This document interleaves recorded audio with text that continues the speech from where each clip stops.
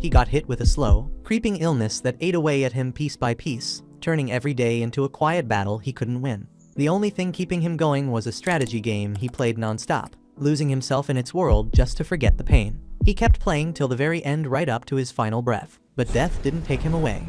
Instead, he opened his eyes inside that same world he used to escape to, now completely powerless, no strength, no skills, just him alone in a kingdom of ruins.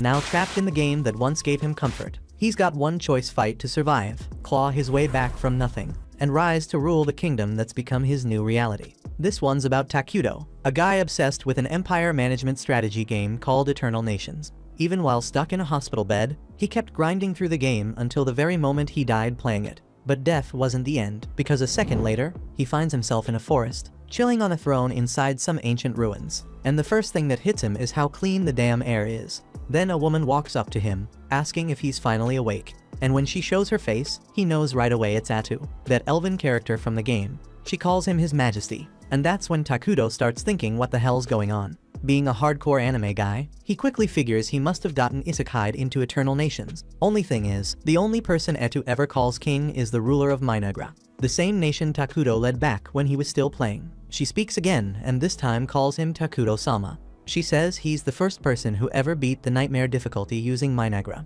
the hardest damn civilization in the game. That put him right at the top of the leaderboards, giving him legendary status. Now Takuto's even more lost. How can a game character know stuff from outside her world? But Atu explains that she remembers it all, every win, every loss, every single word he said to her through the screen, like she lived the whole thing right beside him. That hits Takuto hard. He starts tearing up, telling her how happy he is to finally talk to the one character he always cared about most, and Atu says she feels the same. Still, none of this explains how he ended up here, so Takuto asks if she's the one who brought him into this world. Atu says she's got no clue how they ended up here, since she also showed up in this spot just minutes ago. But there's one thing she's sure of: it all feels exactly like Eternal Nations. No matter where they landed, she's glad they finally met for real. And while holding his hands, she tells him they can start their journey all over again from the ground up. She says she wants to build another empire with him, one where it's just the two of them. And since Takuto's got no other reason to keep going, he decides to share that dream with her. As he reaches out for a handshake, Atu suddenly shifts into full scripted mode, calling herself Sludge Atu, a bastard child of a ruined world, swearing that from now on, her mind and body belong to Takuto. She's supposed to be an evil character, but the whole thing comes off super cliché, and both of them end up a bit embarrassed by it. Still, Takuto plays along, and with a straight face says that he and his right hand Atu will build the most wicked empire ever known, Minagra. Takuto then checks if Atu remembers what their first step should be, and she proudly says they need to lock themselves away like true shut-ins so no outsiders can spot them. To make that happen, Takuto uses an emergency summon to call out a scout, this long-legged creepy bug. Since their nation represents evil and decay, all their units look nasty as hell, and this bug is no exception. Takuto tells the scout to scan the area, and Atu adds that it better not let the king down. The bug listens and crawls off right away. Turns out Takuto can actually see everything the scout sees, and that's when they both realize this world works exactly like the game. He takes a second to explain how the summoning works. His total magic power is 200, and bringing out the scout used up 100 MP. Now he's thinking what to do with the leftover energy. He could use 20 MP to build a base, but part of him wonders if it's better to summon a fighter to guard them. Problem is, that costs way more than what he's got right now. In the original game, Atu's a hero unit, which means she's got serious combat skills, but since they're only just starting out, her power level's sitting at a lowly 3. They move on, and thanks to the scout's report, Takuto gets a pretty clear picture of what's around him, mostly trees stretching out forever. That actually makes it the perfect spot to set up Minagra's base, though Atu thinks it's weird that there's no sign of animals or food anywhere nearby. Since it's too risky to explore, Takuto tells the scout to expand its search even farther just to be safe. Atu suddenly looks down, feeling useless for not helping her king, but Takuto tells her she doesn't need to do anything, just having her beside him is more than enough. That line hits her right in the heart, and she falls for him right then and there. While all that's happening, the scout finds something: a camp full of dark elves hiding out. Takuto starts thinking hard. If he walks into someone else's turf by accident, it's gonna cause trouble, so the smart move is to stay low for now. Atu agrees, saying if things go south, they can always make a run for it, which gives Takuto a little boost to keep watching the elves from afar and figure out what they're doing in this place. But then out of nowhere, 3 dark elves pop up and catch them off guard. Takuto's stunned. The same elves he was hoping to avoid are now standing right in front of him. He and Atu try not to panic, And in moments like this, staying chill is the best play. So that's exactly what they do. Meanwhile, the Dark Elves have no plans to fight anyone. They got kicked out of their city and were just trying to stay alive, leading everyone they could deep into the forest for safety. After all that struggle, they finally find a spot to rest in this cursed land. But they've got no food left, which means their kids won't survive long. Captain Nagy leads what's left of his forces through the accursed woods, but the fear is starting to show. They're wondering if this whole thing was a waste of time. The land's cursed, and food is nowhere to be found. Some of them start whining that they should have stayed and died in the city, since they're probably gonna drop dead here anyway. They talk about the old rumors that say this forest was cursed by some man, and nothing alive can thrive in it. Nagy shuts them down fast. If they give up now, there's no hope left for the kids waiting behind them. He reminds them that those little ones still believe in them, and they've got no choice but to push forward without turning back. Even while pushing forward, he keeps thinking about what they said, and deep down, he knows they weren't wrong. The odds of surviving out here are pretty much crap. But even if his people are scared and ready to quit, he's still their captain. He has to keep leading no matter what. As he gets closer, he suddenly senses Takuto and Atu's presence, and that freaks him out. He panics, thinking if they get attacked now, it's all over. What he does next could shape the fate of his whole race, so he knows he has to handle this smart. When he shows up, he sees Takuto looking like some kind of dark spirit while Atu looks normal. Nagy instantly drops to his knees, and his group follows. He admits they crossed into Forbidden Land and had no right to be there. Atu steps forward and demands to know why he came, knowing this place was off limits. Nagy explains everything: how they got kicked out of their city, had no time to prepare, the long trek, and how their starving kids are waiting deep in the woods. He's tense as hell, especially with how cold Atu's stare is. He thinks they're about to get wiped out, but then Takuto asks if he's hungry. Nagy stays quiet, but Atu leans in and tells him to answer her master. So he finally says yes. Right away, Takuto summons a bunch of apples. Nagy's never seen one before and doesn't even know it's food. Takuto tells him they're juicy inside and worth trying. Nagy hesitates, unsure if it's a trap, but when he looks around, his soldiers are already munching away. Atu tells him to eat, but he's still stuck. Then Takuto drops some pears too, and now Nagy starts doubting the guy. Nobody ever treats dark elves with kindness. They're used to getting kicked around, so getting help this easy feels off. He tells Takuto he'd rather take the food back to his kids in the forest. Before he can finish, Takuto drops even more fruit in front of him. Nagy's stunned and grateful. Back in the forest, the kids are barely hanging on, just praying for a miracle. That's when they catch a familiar scent, and it hits them. Nagy and the others are back. Not just back, but loaded with food and something they hadn't had in a while: hope. Nagy tells them to get ready to feast, and everyone starts digging in. The starving kids finally eat, starting to recover. One elf asks Nagy where all this food came from, but he doesn't explain a thing. He just says fate smiled at them, though in his head, he can't stop thinking about that dark figure they met earlier.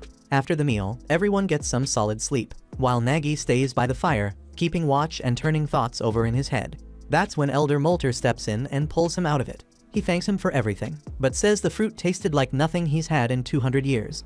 Nagy agrees, says it felt strange when he ate it too. Molter asks where it came from, and Nagy tells him they met a legend in the cursed forest. Says they wandered in and ended up face to face with something unreal. Molter starts to wonder if it was the King of Ruins, that old tale about a shadow showing up when the world's too full, tearing it all down and drowning it in darkness.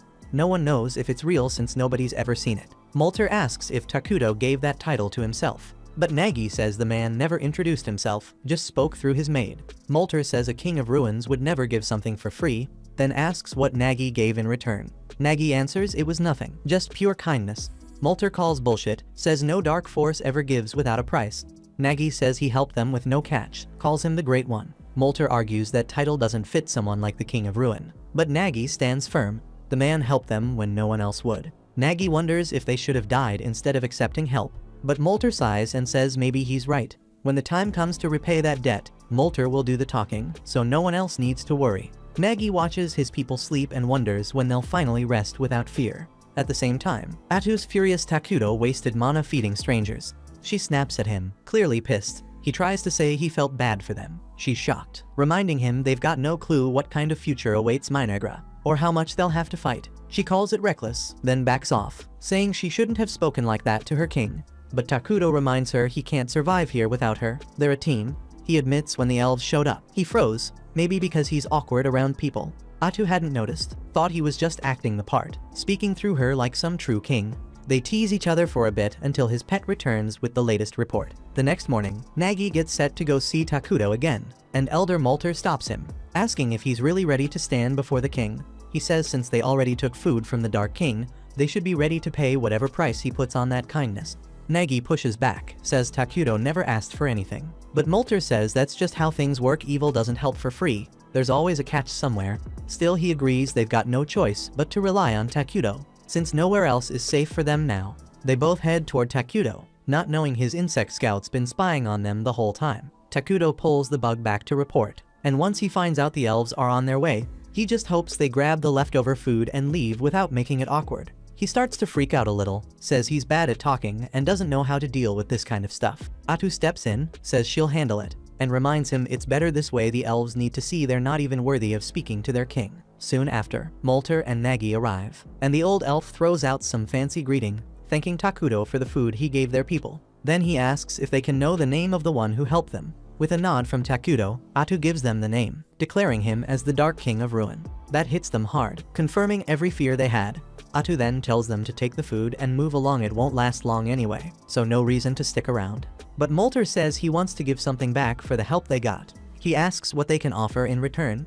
Atu shuts that down real quick, tells them they probably don't have anything that would please her king, so they shouldn't even try. Then she looks them over and asks if they honestly think they have anything valuable left. Molter hesitates, knowing deep down they've got nothing worth offering. Atu catches that pause and shoots him a cold glare, asking if he's planning something. Molter starts losing it, and Takudo can tell things are going downhill fast. He calls over Atu to talk, and she's clearly not having it, says he's going way too soft. To her, those two clowns don't even know how to negotiate, and if this keeps up, they'll end up dragging him down. She throws out the idea of wiping them all out and lining their heads up on pillars like decorations. Takudo tells her to stop acting like she's about to turn the place into a Halloween attraction. He says the elves clearly want peace, and they're trying to repay him out of respect. He suggests asking for something they can offer instead of handing out food for free. Says that'll keep things balanced between both sides. Atu rolls her eyes but agrees, then turns to the elves and announces that her king will accept their offerings. When Molter's face eases up,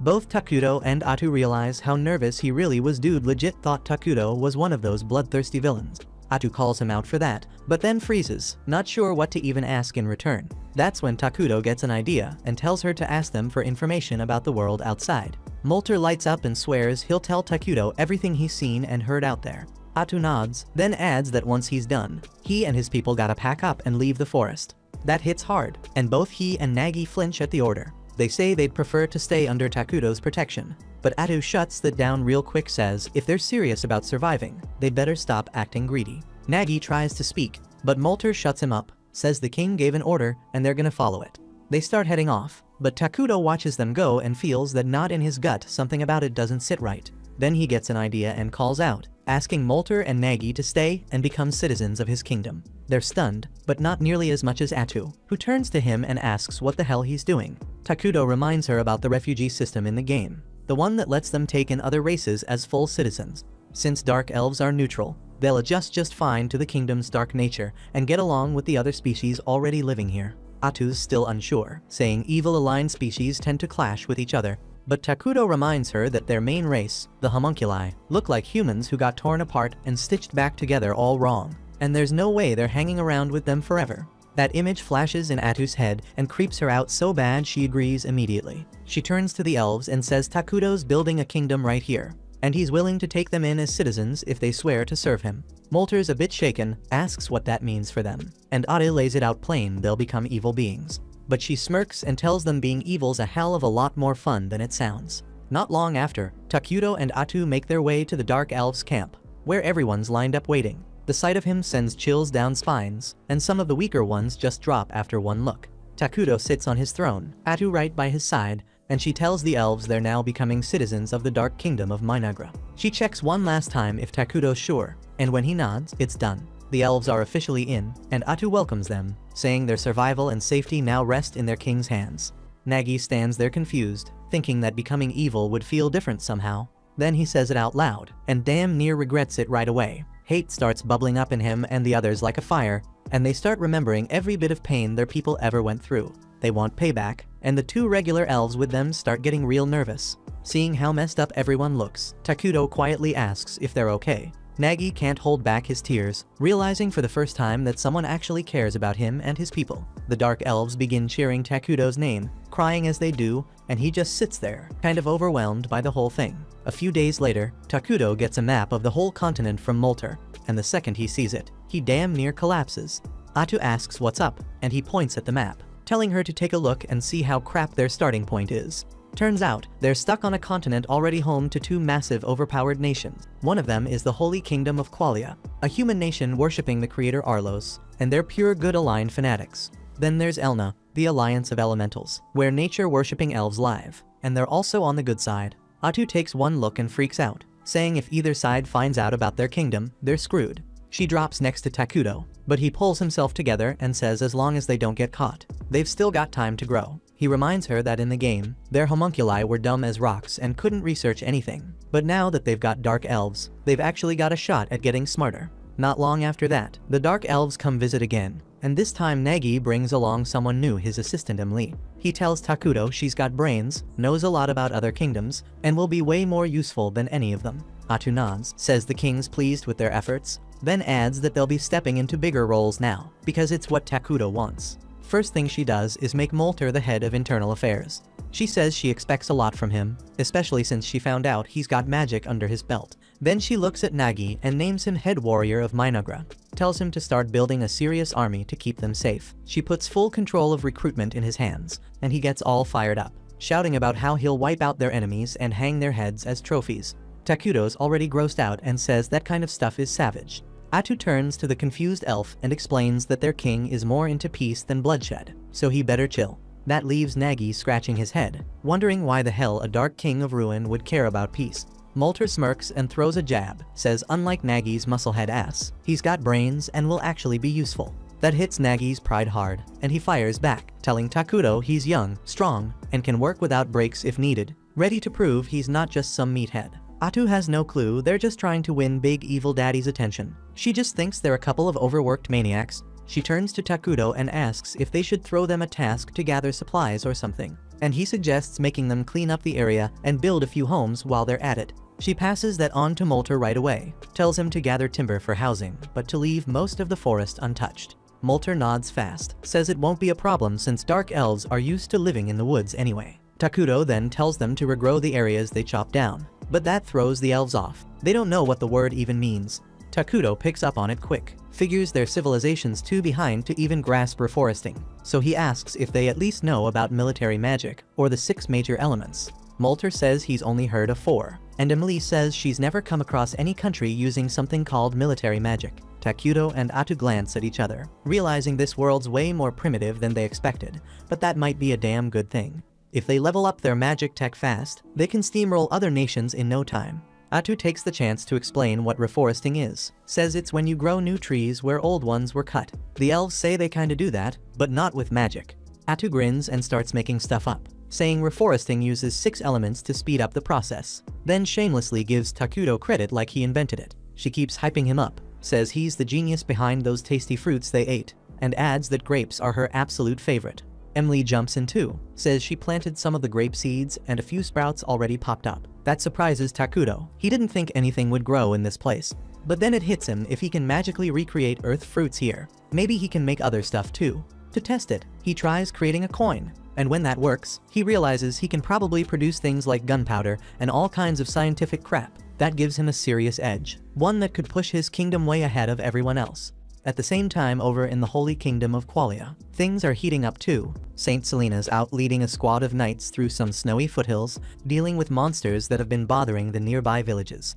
The second those goblins come charging in, she lifts her staff and torches them to ash with her holy flame. That fire shoots up into the clouds, and once the smoke clears, sunlight hits the scorched earth, and a bunch of flowers pop up. The knight captain turns to his crew, saying that Selena's magic not only burns up nasty monsters, but also leaves a damn flower garden behind. He adds that thanks to her, they've got a good thing going with the elves. Right after that, she tells the cardinal he needs to send paladins south instead, since she got some creepy vision about something going down in the cursed forest. He straight up refuses, saying the forest's all the way at the edge of the continent and he can't make a move without getting the higher-ups involved. Selena says screw that, threatens to head out herself if he won't help. The cardinal tries to push back, but in the end, he gives in and promises to send whatever troops he can round up on his own. Meanwhile, Takuto and Atu are busy building up their turf, starting with new homes for the Dark Elves. They've already got a temporary throne room set up around Takuto's throne, and he's hyped to finally hold meetings and talk shop with his top citizens.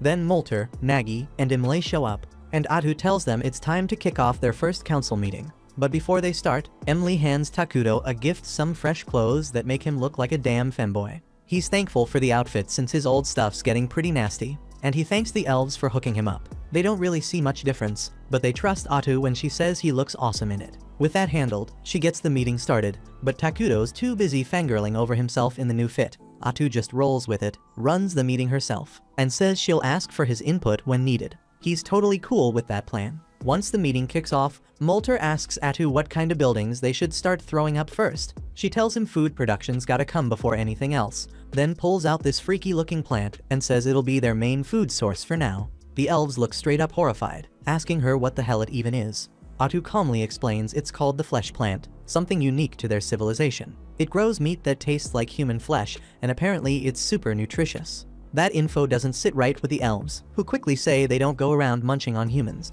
Atu laughs it off, telling them this is just a temporary thing till they get better options growing. Then she says they also need to set up storage buildings and supply sheds near the farms. Emily jumps in and volunteers to handle that part. Next on Atu's list is research, because she says small nations like theirs gotta get smarter if they want to survive. Molter asks what kind of tech they should look into, and she tells him to focus on magic technology. Takuto lights up at the idea, and Molter says he's all in, ready to impress as a mage. He wants to know exactly what to work on, so Atu breaks it down: military magic. She explains regular spells only hit a few targets, but advanced combat magic can wipe out whole cities and reshape the battlefield. She tells Molter to gather all the talented elven mages and get cracking on that research. He's fired up about creating magic that's never existed before. Then Atu shifts the convo to military strategy, and Nagi perks up since it's finally his turn. But Takuto shuts it down fast, saying they're not about to dump resources into building a massive army. Atu backs him up, pointing out that armies cost a fortune and don't give anything back when there's no war going on. Nagi pushes back, saying their forces aren't even strong enough to protect Takuto right now. Molter jumps in too, reminding them that both he and Nagi have bounties on their heads, and it's only a matter of time before enemies come knocking. Takuto hears them out and says he's got a better idea: he's gonna create a hero to defend them. Atu agrees, saying heroes might be expensive to summon, but they don't need maintenance, which makes them a damn good deal for where the kingdom's at.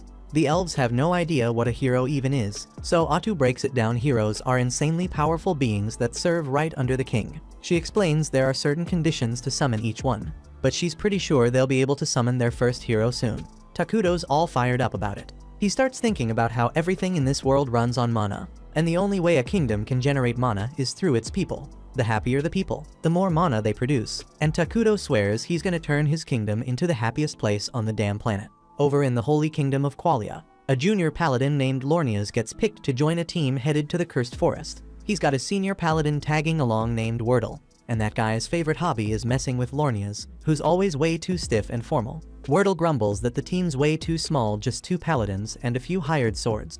He says the church should take Selena's warning a lot more seriously. Lornias agrees deep down, but he also knows better than to question the higher-ups. If this mission goes well, they'll be heroes. But if it fails, you can bet your ass all the blame's landing square on him. Back in Minagra, Takuto's checking out how things are going with his kingdom. Seeing it all unfold in front of him hits different. He's used to watching the early stages of his civilization from behind a screen, but now he's living it. Emily gives him the full tour, explaining how dark elves are known for building homes in trees. But right now the construction's going slow because they're putting their energy into growing flesh trees. Those trees are thriving though, and the storage sheds and management facilities are already up and running. She also tells him they found a freshwater spring nearby, and they're working on figuring out how to pull water from it. Over in the new research building, Molter and the other mages are grinding hard on the magic tech stuff. Takuto's happy to hear everything's running smooth. But what gets him even more hyped is knowing the elves are taking initiative, trying to find water and improve things themselves. He mentions how much better they look now compared to when they first arrived back. Then they were tired and broken, but now they look alive. Emily starts tearing up when she hears that, crying right in front of him. Takuto freaks out a little, not sure what to do, but she pulls herself together and keeps the tour going. She takes them over to the flesh tree farm next, saying that thanks to the tools Takuto provided, they're almost ready for their first harvest. Then she shows them the water source the elves found earlier, but the whole vibe around it feels off this time. The water's gone dark, and Emily looks bummed out, thinking it's probably ruined now. Before Atu can step in, Molter and Nagy show up to check it out too.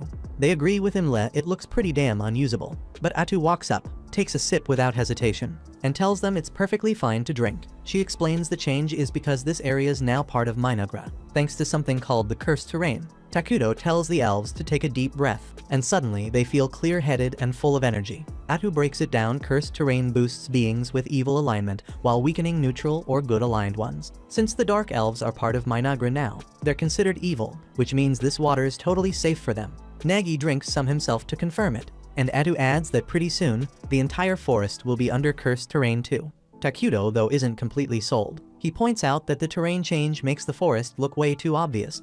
Molter agrees, saying once the whole place turns dark and eerie, enemies will be able to spot them from miles away. Nagy takes this chance to push for building an army again, but Atu and Takuto shut that down, reminding him they've got a hero on the way. Molter still doesn't fully get what a hero even is, so Atu figures it's time for a demonstration. Without warning, she sprouts shadowy tentacles from her back and slices through a bunch of nearby trees like they're nothing. Then she tells them she's a hero herself, and even though this is only 1% of her actual power, she could wipe out entire armies with ease.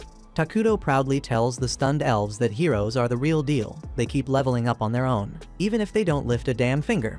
But then he scolds Atu for going overboard with the whole tree cutting thing and tells her to clean it up later. The elves, on the other hand, are blown away. They say Takuto must be some legendary figure to have someone like her serving him. They immediately decide to build him a proper palace, but he brushes it off, saying he doesn't need anything fancy right now. The elves insist, though, saying their king shouldn't be living in the same wooden homes as them. Atu backs them up too, telling Takuto that building a palace will lift the people's spirits, and that alone makes it worth it. Takuto gives in, telling them he wants a flying fortress someday, but for now a regular palace will do just fine. While that mess is unfolding, the investigation squad led by Lornias and Wordle finally starts making their way south toward the cursed forests. Wordle's still grumbling about how damn tiny their squad is, but Lornias shuts him down, saying this is literally the best the Empire could spare.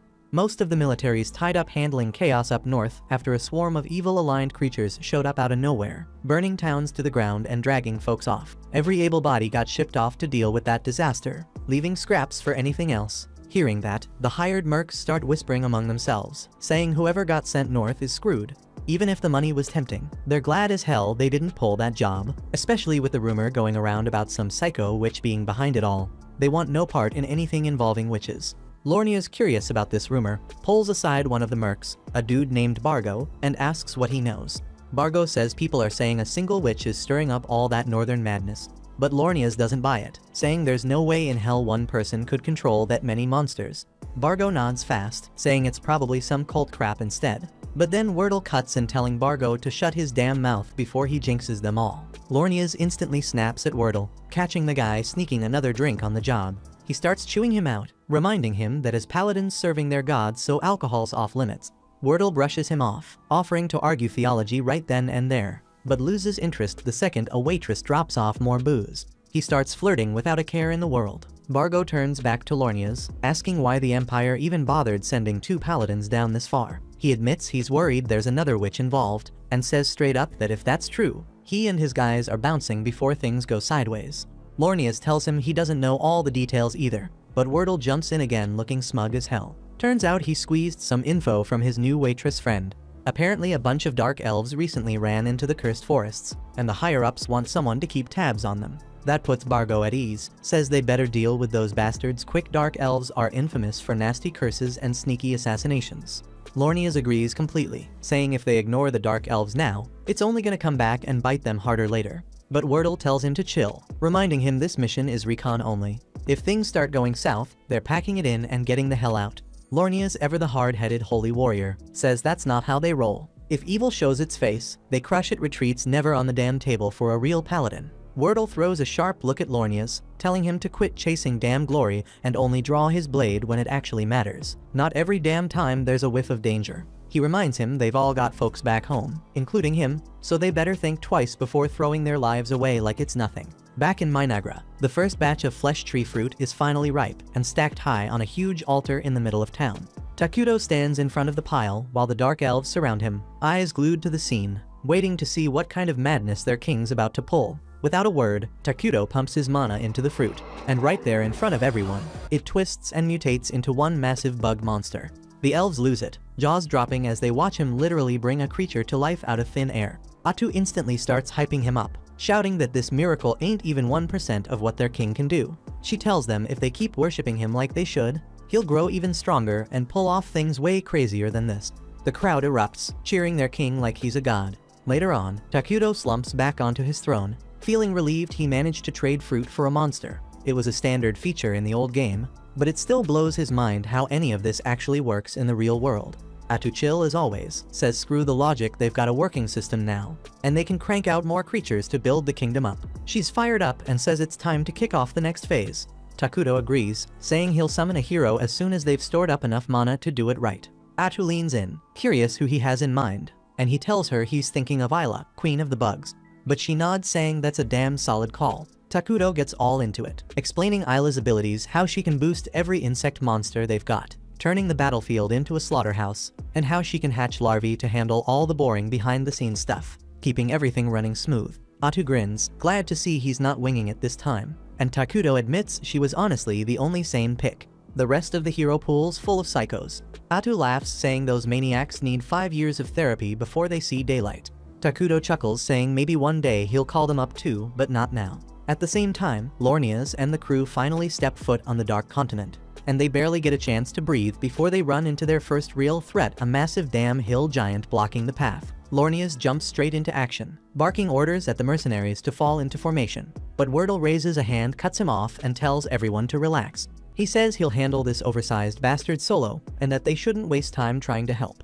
With everyone watching, Wordle strolls toward the giant like it's no big deal, not even blinking at the thing's ridiculous size, his sword casually in hand. He channels holy energy through his blade, while the hill giant, oddly respectful for a monster, stands there waiting like it's giving him a fair shot. The giant finally swings its club with brutal force, but Wordle blocks it with ease and slices the whole damn thing in half like it's made of paper. Before the beast even realizes what just happened, Wordle flashes forward and unleashes a storm of slashes so fast it doesn't even get a chance to react. The giant drops like a sack of rocks.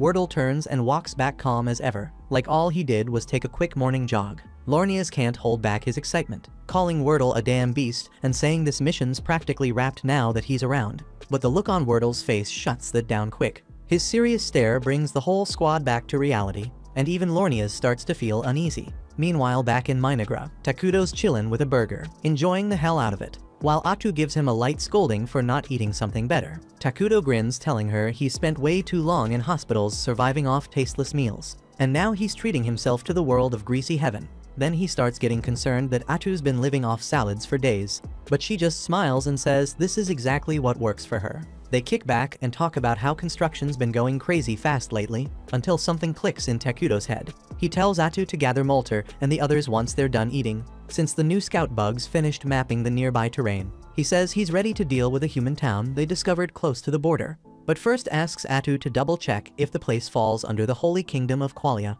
She thinks it's independent, which is a huge relief for Takuto. It means they might be able to handle things without a fight. He stays hopeful they can talk it out without shit going sideways, and Atu immediately teases him for jinxing it. Takuto laughs, saying there's no way something that wild's gonna happen. But right then, one of the scout bugs delivers a high priority alert. An armed group's heading straight for their forest. Takuto's whole vibe changes on the spot. He tells Atu they'll try to keep things peaceful if they can, but if it turns ugly, they better be ready to throw down. At the same time, the armed group marching into the forest is none other than Lornia's and Wordle's crew. As they move deeper, Wordle suddenly throws up a hand, telling everyone to hold up. He's picked up on something or someone heading their way. Moments later, Atu steps out from the trees, dressed in shadowy clothes that make it impossible to recognize her. Wordle immediately asks who she is, and she calmly says she's a dark elf who came here with her people, because they've got nowhere else left to go. Wordle nods slightly, acknowledging her reason, but straight up tells her they've got orders to investigate this forest, so she needs to step aside. Atu firmly refuses and says they shouldn't go any deeper, which instantly sets off red flags in Wordle's mind. But before he can dig further, Lornia's butts in barking at Atu, demanding how she dares stand in the way of someone serving God. Wordle spins around and tells him to shut the hell up and quit making a scene. Lornias looks pissed, shocked that Wordle snapped at him over something he sees as minor. But Wordle doesn't even flinch, turns right back to Atu, saying they can't leave just because she tells them to, then asks straight up if there's something hidden in this forest. Atu stays calm and says there's nothing here but elves who want to live in peace, then asks why they're so damn determined to come charging into this cursed forest. Wordle stays quiet for a second, then lets out a sigh and finally explains the truth. The Saintess recently had a vision. She saw a powerful evil hiding in this place, and Wordle says he's not leaving until he sees for himself if it's real. The mercenaries around them freeze, shocked out of their minds. They hadn't heard a word about this vision before now. Lornia's damn near explodes, demanding to know how Wordle could drop something that big without warning, like it's some tavern gossip. Wordle fires back saying there are times when you need to speak the truth out loud. But Lornia's looks like he's about to pop a vein, yelling that Wordle's way out of line. And even a top-tier paladin doesn't get to reveal divine prophecies without permission from above. But then Wordle politely asks Atu if they can at least take a quick look around inside, trying to keep things from spiraling. That's when her whole vibe suddenly flips. She coldly tells them there's absolutely nothing inside worth wasting their precious time on. Her tone sharpens as she urges them to turn back now. Lornia's already on edge, loses it. He's furious that some dark elf would dare talk down to a divine mission. The air around Atu grows heavy, her presence turning dark, and Lornia's is now convinced that something wicked is hiding in those woods. Wordle, though, still seems open to talk, trying to calm things down. He asks her to swear on her own god that nothing in the forest threatens the holy kingdom of Qualia. Without flinching, Atu swears by her deity, even saying they fear Qualia far more than Qualia should ever fear them. That's enough for Wordle, says they're done here, officially calling off the mission. Lornia's is stunned, completely blindsided, and immediately protests. He insists it's obvious she's hiding something big, but Wordle fires back, calling him a paranoid coward who's letting his fear speak louder than his faith. He says they've seen nothing worth fighting over, and that ends the investigation. With that, Wordle turns and walks away without hesitation. But Lornias finally snaps, says Wordle's gone too far, and announces he's stripping him of command for spilling divine secrets to the enemy and bailing on his sacred duty. Then he orders the mercenaries to follow him deeper into the forest to uncover whatever evil's hiding in there. Bargo jumps at the order. After all, Lornias is the one signing his checks, and arguing with your boss doesn't pay well. Atu pleads with them one last time to back off, but Lornias doesn't even glance at her. He coldly tells his men to seize her, even as Wordle yells at him not to push things any further. Atu sighs quietly, knowing this was the end of diplomacy. And then it happens. In a flash, the mercenaries are impaled by her spikes, turned into human shish kebabs before they even realize what's going on. Lornias takes a brutal hit to the head and blacks out, never knowing what struck him. The only one left standing is Wordle, wide-eyed and shaken, shouting that they're not just up against some elf, she's a damn witch. Then Atu calmly steps forward, dropping her disguise, and saying it's a shame things had to end like this. Peace was never really an option. Turns out more of them are still breathing. So Wordle yells for someone to hurry and report this back to the kingdom. But Bargo cuts him off, says all their messengers were already wiped out by Atu, and the mercenaries who barely survived aren't quick enough to outrun her now, especially with Atu ready to rip anyone apart. Wordle calls everyone to arms because at this point, they've got no choice but to fight. He orders the mercenaries to fire everything they've got, so they unload all their arrows straight at Atu. But she deflects every single shot without breaking a sweat, leaving her completely untouched. Meanwhile, the last thing Wordle wanted was to get tangled up with someone as dangerous as Atu, and she's just as irritated as he is. Atu makes it crystal clear this is all on Lornias, because she would have gladly let them walk if they just backed off from the forest peacefully. But Lornias had to act all righteous, forcing her to kill him now. Lornias finally gets how badly he messed things up, so he's ready to listen and turns to Wordle, asking if he has any idea what Atu actually is. Wordle admits he had a hunchback when they first met her. That's exactly why he wanted to avoid this fight. But now that he's seen her real form up close, he's absolutely sure Atu must be a witch. A witch is a calamity-class monster, officially recognized as a threat on a national level, and Atu's clearly too powerful for these mercenaries to even touch. So Wordle tells the rest to hang back, since this is something only he and Lornias can handle. They both rush forward, chanting their prayers to power up their attacks, and at first, Atu doesn't think they're even worth taking seriously, so she casually blocks their hits and mocks their weakness. But to her surprise, they actually slice through 2 of her tentacles, proving this fight isn't gonna be as easy as she thought. Realizes their holy magic gives them bonus damage against her, and Wordle figures out that once they've cut off all her tentacles, she'll be totally helpless. Atu can't let that happen, so she grabs 2 mercenaries, using them as human shields to force Wordle and Lornias to back down. But Wordle immediately tells Lornias that if they don't finish Atu here, There's a real chance she'll target Qualia someday, so for the good of their entire nation, sacrifices have to be made. Lornius hates it, but deep down he knows Wordle's right, so both of them charge ahead anyway, slicing straight through the hostages and taking Atu's last 2 tentacles along with them. Atu's surprised they're willing to kill their own people that easily, and for a brief moment it honestly looks like she might actually be in trouble. But turns out this was just a game for her from the start. Seconds later, a bunch of tentacles shoot up from the ground and impale Wordle multiple times. With the last breath he's got, Wordle yells at Lornius to run away. But before Lornius can even move, Atu finishes Wordle off with one last tentacle right through his head. Lornius can't even process what's happening, because he was certain they'd cut off all of Atu's tentacles. But even though that's true, Atu doesn't recall ever saying she couldn't just grow more whenever she wanted. In fact, she could summon as many tentacles as she felt like this entire time, so she's been playing around with them from the beginning. After watching their leader die like that, every mercenary instantly loses their will to fight, and Atu clearly isn't feeling generous enough to spare anyone. Lornius realizes this quickly, tells them all to scatter immediately, hoping if they run in different directions, at least one might survive long enough to report everything back to the kingdom. Without wasting time, all the mercenaries instantly drop their weapons and run for their lives, and Atu doesn't really feel like chasing after them, so she simply lets them go. Honestly, she wishes they'd done that from the start, because it would have saved everyone a whole lot of trouble. Lornius stays behind to keep Atu occupied, so he swings his holy sword straight at her. But to his total shock, she effortlessly blocks the strike using the exact same holy sword technique.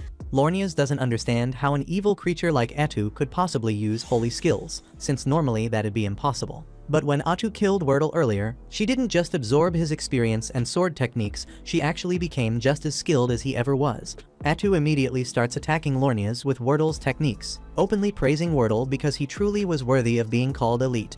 Unfortunately for Wordle, he's dead now, and that's entirely Lornius's fault because he couldn't keep his damn mouth shut. Atu then casually mentions if Lornius even thought about whether he'd make it back home safely to his wife and daughter. But Lornius never said a word about his family here, and that's exactly when it dawns on him that Atu didn't just absorb Wordle's skills, she took all his memories too. And if Atu's truly capable of something like that, it means she'll only keep getting stronger every time she kills someone. She calmly asks Lornius if he wants to hear Wordle's final thoughts before she ended him. Because Wordle was such a good man, he spent his last moments thinking only about the safety of his men. But Atu says the same can't be said about Lornius. He tries defending himself, claims at least some mercenaries made it out to report what happened, so their mission wasn't a total failure. But Atu coldly tells him those mercenaries are already dead. Sure, she didn't feel like chasing them down herself, but that didn't mean she'd let them leave alive. And she never said she came alone. She'd already given clear instructions to the Dark Elves to ensure nobody escapes alive. So the moment those mercenaries fled, they were immediately hunted down and killed. Lornius falls into complete despair, realizing he's now the last survivor. So he desperately swings his sword toward Atu's head, and she enjoys every bit of his suffering. It doesn't take long before Atu effortlessly subdues him, and before killing him, she decides to twist the knife deeper by telling Lornius exactly how things would have turned out if he'd simply listened to Wordle. They would have all returned safely, Lornius would have reunited with his wife and daughter, and everyone would have lived happily without ever knowing about the calamities in the forest. But Lornius chose differently, so now Atu's going to kill him, and not just him. She says his family's next, then casually adds that reading his mind makes it easy to picture his wife and daughter, even know exactly where they live. Openly admits she's definitely petty enough to do something like that. In fact, Atu might as well slaughter everyone in all the villages Lornius passed through on his way here. And while they're all dying in absolute agony, she'll make sure every single one of them knows it's entirely Paladin Lornius's fault. Lornius screams desperately, begging Atu not to do it, but she's starting to get bored with tormenting him, so she finally stops taunting him and kills him outright to shut him up. Once Lornius is dead, Nagi calmly approaches Atu and informs her that he and his men have successfully killed every mercenary who ran away, so nobody will be reporting any of today's events. Atu thanks him for his good work, then casually asks him to take care of disposing of the bodies as well. Right before she leaves, Nagi stops Atu, says there's something he wants cleared up first. Needs to know if she actually plans on going through with killing Lornius's family and every person he ever spoke to. Atu just shrugs it off, admits she only said all that stuff to mess with Lornius's head, so of course she isn't planning on committing genocide. Besides, she genuinely prefers peace anyway, and killing all those people sounds exhausting as hell. Fighting isn't something she enjoys unless it's absolutely necessary. Either way, she can't waste any more time chatting here, since there's something important she needs to discuss with Takuto right away. Soon after, Atu tells Takuto that right before the battle began, Wordle called her a witch even though she's officially classed as a hero. And he even mentioned something about another witch somewhere up north. Takuto says he's never once heard of a witch class in the game before. So Atu figures this world must be completely different from the one they're used to. Takuto already suspected as much. And even though most game mechanics still seem pretty familiar, it'd be smarter to assume the core systems have changed somehow. Fortunately, not all the changes are bad news. Atu's skill absorption power improved significantly. Now she can also obtain bits of memories from anyone she kills, and thanks to that upgrade, she was able to gather plenty of useful information about Qualia's current situation directly from the investigation squad they just wiped out. Luckily, the city of Qualia appears heavily preoccupied by the disturbance up north, meaning they won't have the resources to turn their full attention towards Minagra anytime soon. Still, the fact that the investigation squad suddenly vanished without a trace is bound to raise suspicion, forcing Qualia to take at least some action to figure out exactly what happened here. Takuto fully realizes that, but Qualia currently knows nothing about Minagra's existence, so as long as the leaders aren't complete idiots, he doubts they'll launch an attack right away. At the moment, he's far more concerned about whatever's going on with the northern disturbance and that which causing all the trouble. Atu already tried digging around in Wordle's memories for any additional info about witches, but unfortunately Wordle himself didn't know all that much. However, his memories did make one thing extremely clear. That witch up north was powerful enough to single-handedly inflict military-level damage on the Qualian army, and her name is Irakino. At the same time, up in the northern territory, Irakino has just wiped out another village, and she's already preparing to move on to the next. Before she does, she reanimates all the villagers she killed and turns them into undead servants under her control. Takuto has no idea what her full abilities are, but the amount of damage she's caused in such a short time makes him suspect she might have come from another world too, just like him and Atu. If that's true, things are about to get a whole lot messier. So Atu asks him what their next move should be. Judging by the way she operates, Irakino's probably evil aligned, so there's a chance they could get along with her. Atu asks if they should try reaching out, but Takuto doesn't think that's a smart move since they know nothing about her personality. Atu's clearly frustrated that all this chaos had to show up right when things were starting to go smoothly. But Takuto reminds her Irakino's still way up north, so they probably won't have to deal with her directly for a while. Even so, with threats like this popping up, it's obvious Minagra needs stronger defenses, so Takuto plans to create another hero as soon as possible. He was originally going to choose Ayla, but after everything that's happened, he might need someone more suited for combat. He's also starting to rethink his strategy of staying hidden, because with unpredictable factors like this witch out there, they'll need to build an alliance with another nation eventually. Qualia's out of the question after what Atu did to their paladins, but the country east of the forest could be a good fit. They're neutral and haven't made contact with Minagra yet, but once the palace construction is finished, Takuto plans to head over there, check things out, and see if there's any chance of forming a proper partnership. At the same time, over in the eastern city, they're dealing with an attack from the barbarians, but their staff bearer quickly wipes them out with a bolt of lightning. The citizens cheer and praise her for saving the city so easily, but she tells them it's too early to celebrate, there's still a lot of work ahead. Back in Minagra, Atu and Takuto finish their conversation, and just as she's about to leave, she pauses for a second, says there's something she needs to apologize for. She knows Takuto isn't a fan of unnecessary violence, but admits she got a little carried away with the paladin. Takuto just stares at her and asks why he'd care. That moment hits Atu with a quiet reminder Takuto might seem kind on the surface, but deep down, he's still the embodiment of evil, and there's not much in this world that could ever bother him. In no time, Takuto's palace is finally complete, and that moment marks the start of his kingdom's push forward in earnest. He is excited because he has always wanted a giant palace, and Atu says one day it will be big enough to pierce the heavens, a promise she makes with calm certainty. All that palace talk makes Atu notice that even though Takuto is their king, he still has no attendant at all, not a single person at his side. However, he had not thought about it much, but a king without personal servants is odd, so Atu asks if he has any preference so she can find one for him right away. Takuto, a bit sheepish, says anyone who is easy to talk to will do, since he is a terrible communicator who stumbles over small talk. In fact, he has not actually held a conversation with any of the dark elves since he arrived, and Atu figures that is because he comes across as a mass of negative energy to them, more shadow than man. Even so, she tells him not to worry because she has the perfect plan ready to go. Takuto does not love how fired up she is, but he lets it play out to see what she does next, keeping his doubts to himself. Right after, Atu summons Nagi, Molter, and Emlane, and orders them to gather all the young girls in the village because Takuto desires them, her tone brisk and absolute.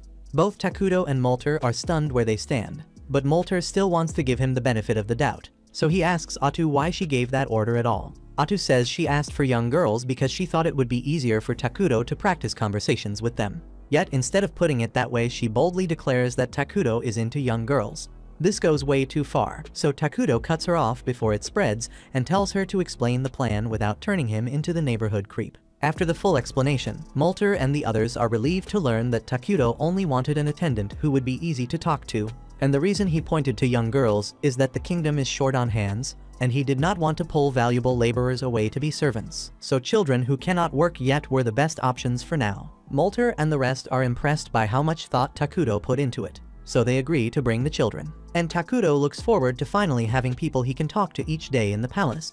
But only one thing he didn't think about remains in the way. To regular folks he keeps coming off as a walking disaster, which makes the kids burst into tears the second they see him. Takuto feels torn up over that whole mess with the kids, so Atu turns to Molter to see whether there is a single child who would not scream at the sight of the king, and given how things stand, Molter cannot name anyone suitable. Then Nagi cuts in and asks if Takuto has met the twins yet, and he admits he kept them off the list because their past carries serious baggage, so he worried they might cross a line with the king. But at this point, options are thinning out, so Atu tells him to bring them in anyway.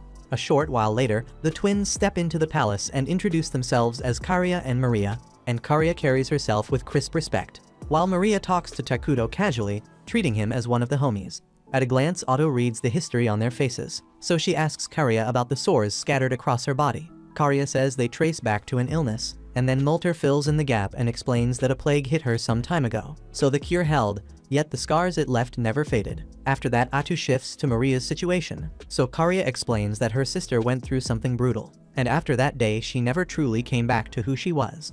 Atu presses for what brutal means, and Maria answers without a pause that she ate her mother. That is far worse than what Atu feared, so she turns to Molter for the story, and he says he is not proud of those days, yet at the time there was no other path. The Dark Elf tribe still honors the mother of Karia and Maria for the sacrifice she made for her people. Hearing that, Takuto recalls the exile the elves endured, and it was a long trek over vicious ground after losing their home. So in stretches like that, hunger becomes an enemy on its own, and hard choices fall on those who want everyone to live long enough to reach safety. Being forced to eat her own mother shattered the way Maria sees the world, so her sense of fear bent into something else, which explains why Takuto does not scare her at all. Atu hesitates about naming Maria as an attendant, and the risk feels real, so she weighs that thought in silence.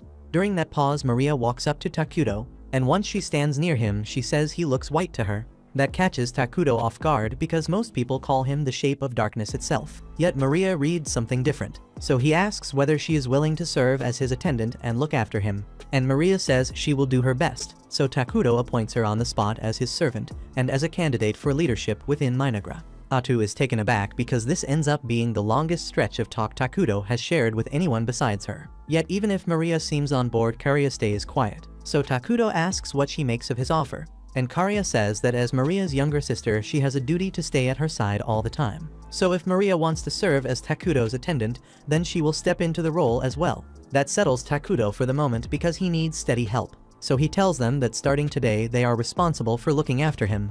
Then Nagi and Molter trade uneasy looks since the choice still feels risky. After everyone else steps out, Molter circles back to Takuto because there is something he has to share about the twins. Ever since their mother died, they have not been able to feel even a shred of emotion. So it is as if their hearts sealed shut and nothing gets through. Taking them on will bring its own problems, so Molter asks Takuto to meet those moments with patience and tolerance until the girls begin to open up again, since forcing it will only push them further inside. The following day, Maria and Karia begin their official duties as Takuto's attendants, and trouble shows up right away because Maria walks in with a glass of water, trips over her own feet, and dumps the whole thing on Takuto. Karia moves fast and offers to wipe him down, and she apologizes for the mistake since this is not the first time it has happened. So Takuto tells her he is not upset and that accidents are part of learning. A few moments later, Atu comes in, and she is disappointed to see that Maria has slipped up again. So Takuto asks her to ease up on the girls for now. Atu hates how often they fumble. Yet if Takuto does not want to punish them, she will let it slide. Then she reminds him that he has a meeting to attend, and as his attendants Maria and Karia are required to come along as well, so they had better hold it together and keep their manners sharp. The meeting starts shortly after, and Imle is the first to report since she runs the construction department. So she explains that with the palace wrapped up, they now have a lot of workers freed up, and they also have a large stock of materials sitting in storage. which means they can roll into another project soon. Takuto and Atu back Emily's assessment, so they greenlight a clinic right away because Minagra needs a steady way to protect the health and safety of its people, and Emily says she will move on it immediately so crews can break ground without delay. Now that construction is squared away, Atu asks to hear from whoever is handling resource collection so they can lock in supply before the next phase of growth. It turns out Emily runs that portfolio as well, so they may need to bring in more staff soon to keep both tracks moving. She reports that gathering food and raw materials is going smoothly, and thanks to Takuto's support they have been securing daily necessities they cannot produce on their own, because his power covers gaps that would otherwise stall progress. That drain on his mana is heavy, so they have to map out other ways to obtain those items soon, since leaning on emergency production so often is not ideal. For now it counts as a necessary expense, so Takuto tells her to keep relying on him, and at the same time they will prioritize buildings and research that raise his mana output, so the burden eases over time. Atu thanks Emily for the grind and shifts the room to magic research. Then Molter rises to give his report. He explains that he has successfully built a line of military magic, and at the moment he is the only one who can use it. Yet with enough training his subordinates should be able to follow his lead. They may even be able to harness the ruined mana that the palace throws off to push stronger casts, so the ceiling could end up higher than anyone expected. Since Takuto has made it clear he does not want to start wars, chances to deploy those spells will probably stay rare. For now, Atu asks Molter to pour his effort into the 6 major elements on the magic skill tree, because those will do the most for national development. Finally, she calls on Nagi for an army status update. So he explains that the force currently fields 5 scout bugs. Most of their hours go into mapping the uncharted stretches of the accursed land, and the ground beyond the forest is mostly open plains, so they can range there with a lower chance of being spotted. Since stealth sits at the top of Minagra's priorities right now, the scouts have to keep their footprints small. Atu brushes it off because they already have a complete survey of the entire forest. So she tells Nagi to assign the scout bugs to routine patrols around the perimeter of the forest. Nagi checks whether she truly wants all of them on patrol duty, and Atu can read the worry about their military strength, so she says she alone can handle whatever shows up. Plus she and Takuto already settled on creating a new hero, and Takuto says he will summon Ayla after all. Takuto then asks whether the team gathered every resource needed for that plan, and Molter reports that the lumber and the rations are ready and waiting, yet the heavy mana cost still stands. After a lot of arguing and some compromise, the meeting wraps as planned, and Takuto feels satisfied with how well everyone has been playing their part. After that he heads toward the throne room, and as he is walking Maria bumps into him and scatters the meeting papers across the floor. Karia apologizes for her and moves to help pick the pages up. Then they accidentally tear one of the documents in half while trying to gather it. Both sisters look up at Takuto expecting anger, and he simply tells them it is fine and goes to sit on his throne. Maria suddenly steps closer and asks if he is a bad person. His alignment is evil, so in strict terms he counts as a bad person. And she follows by asking why he has not killed them yet. They keep messing up and doing things that would normally get a servant executed. Yet Takuto keeps sparing them, and they cannot make sense of that. Takuto asks them to spell out the difference between a good person and a bad person. And in Maria's view, a good person does nothing but good while a bad person does nothing but bad. But Takuto says she's only half right. Then he lays down his side clearly. A good person has to stay on the right path every time, so lying, stealing, or killing without cause is out of bounds. And that's the standard he's talking about. From there, he flips the coin to the other side. A bad person doesn't have to cause harm every minute. They move on selfish wants and act without caring about anyone else. And in his case, he wants to be kind to them. So being lenient when they mess up isn't a problem. Plus, he already knows they've been messing up on purpose from the start to try to make him angry. Maria and Karia confess they were pushing Takuto's buttons on purpose so he would end them, because they do not feel worthy of living after what went down. Takuto gets why forgiving themselves feels out of reach, and he cannot truly walk in their shoes. Yet he is sure their mother gave herself up so they could keep going. He tells them they are free now, and the best way to honor her is to live all the way so her sacrifice is not wasted. And he says it steady so it actually lands. Moving on will be hard, but he promises he will be there with them step by step and not leave them hanging. They burst into tears at the kindness and cling to him. Then hours later Atu walks in and finds both girls asleep on his throne. She feels a small twinge of jealousy over how close they are to him. But business comes first, so she lets it go and says the report on the nearby city is done and ready to share. The city is called Dragonton, and it is part of the neutral multiracial nation called Fonkaven, which means many races share its streets and markets. Since the place is mixed, Takuto figures talks should go smoothly and fairly, yet he is bothered that Dragonton sits way out in a remote corner far from easy support and quick relief. Atu explains it sits that far out because there is a dragon vein mine, and dragon veins generate mana on their own, so she suggests moving to secure it fast before anyone else does or the window closes. The report also says Dragonton is taking hits from barbarians such as ogres and goblins, and the defenders are barely holding the line, which raises the stakes for everyone involved. Takuto asks if Dragonton's gotten any help from back home, and Atu says no reinforcements have shown up so far, so things aren't getting better and could get worse if nothing changes. Seeing the situation, Takuto figures there's gotta be refugees out there, and if Minagra takes them in, the headcount goes up while they lock in a real tie with Dragonton at the same time, helping both sides right away and down the road. Then before long, they could stake a claim on the Dragon Vein mine for themselves. Takuto tells Atu to arrange an envoy at once, and while they head toward the city, Atu's party runs into a band of beastkin out in the open country, basically the middle of nowhere, and the tension spikes hard.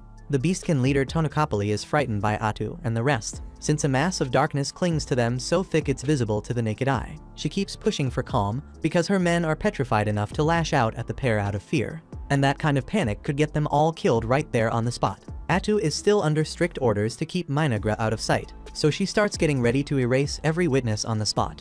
Even so, Pepe here is too dense to grasp the danger Atu represents. He casually asks her name and drifts into small talk, a move so bold and foolish it throws Atu off for a beat, and she shelves the killing for the moment. In the end, the two sides manage to reach an understanding, and Atu finds out Tonokapali's group is actually an envoy from Dragonton. That turns out to be a lucky break, since it saves her the trouble of making the trip herself. So she invites Tonokapali and her men to come meet the king of Minagra in person. Tonokapali is a bit rattled, since any king who can command someone as powerful as Atu has to be terrifying. When she finally meets Takuto, it's worse than she pictured, because all she can see is an endless abyss of darkness without end. Now she's starting to regret the choice she made before, second-guessing herself and wishing she had played it safer. Before they crossed paths with Atu, the group was attacked by a giant in the barren lands. But Pepe, as one of the staff bearers, used grass magic to locate the giant and slam it to the ground with force. Sadly, with brain power in the single digits, he doesn't finish it off. He climbs on top and starts demanding praise for his magic from everyone around.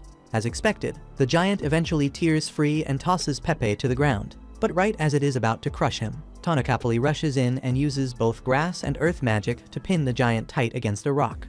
Tonokapali smacks Pepe across the head and tells him to quit acting like an idiot, because as the only young staff bearer, one day people's lives will ride on his choices. Pepe says he'll give it his best, yet it's obvious he doesn't grasp how serious his role is. If Dragonton keeps getting hit by giants, it's only a matter of time before the place is wiped out, and they still have no clue what's stirring it up. The lone lead is a rumor about a calamity showing up in the accursed lands, so Tonokapali says she plans to check it out and drill some responsibility into Pepe. She drags him along, and now she's kicking herself for it, because a single wrong move from him could get the whole team killed. Moments later, Pepe pipes up out of nowhere and asks Takuto to be friends, and Tonokapali is losing it because speaking straight to a king that boldly can be enough to get a person executed. She apologizes and tries to cover for Pepe's outburst, but to her shock, Takuto genuinely looks pleased at the idea and says he'd be happy to get along with him.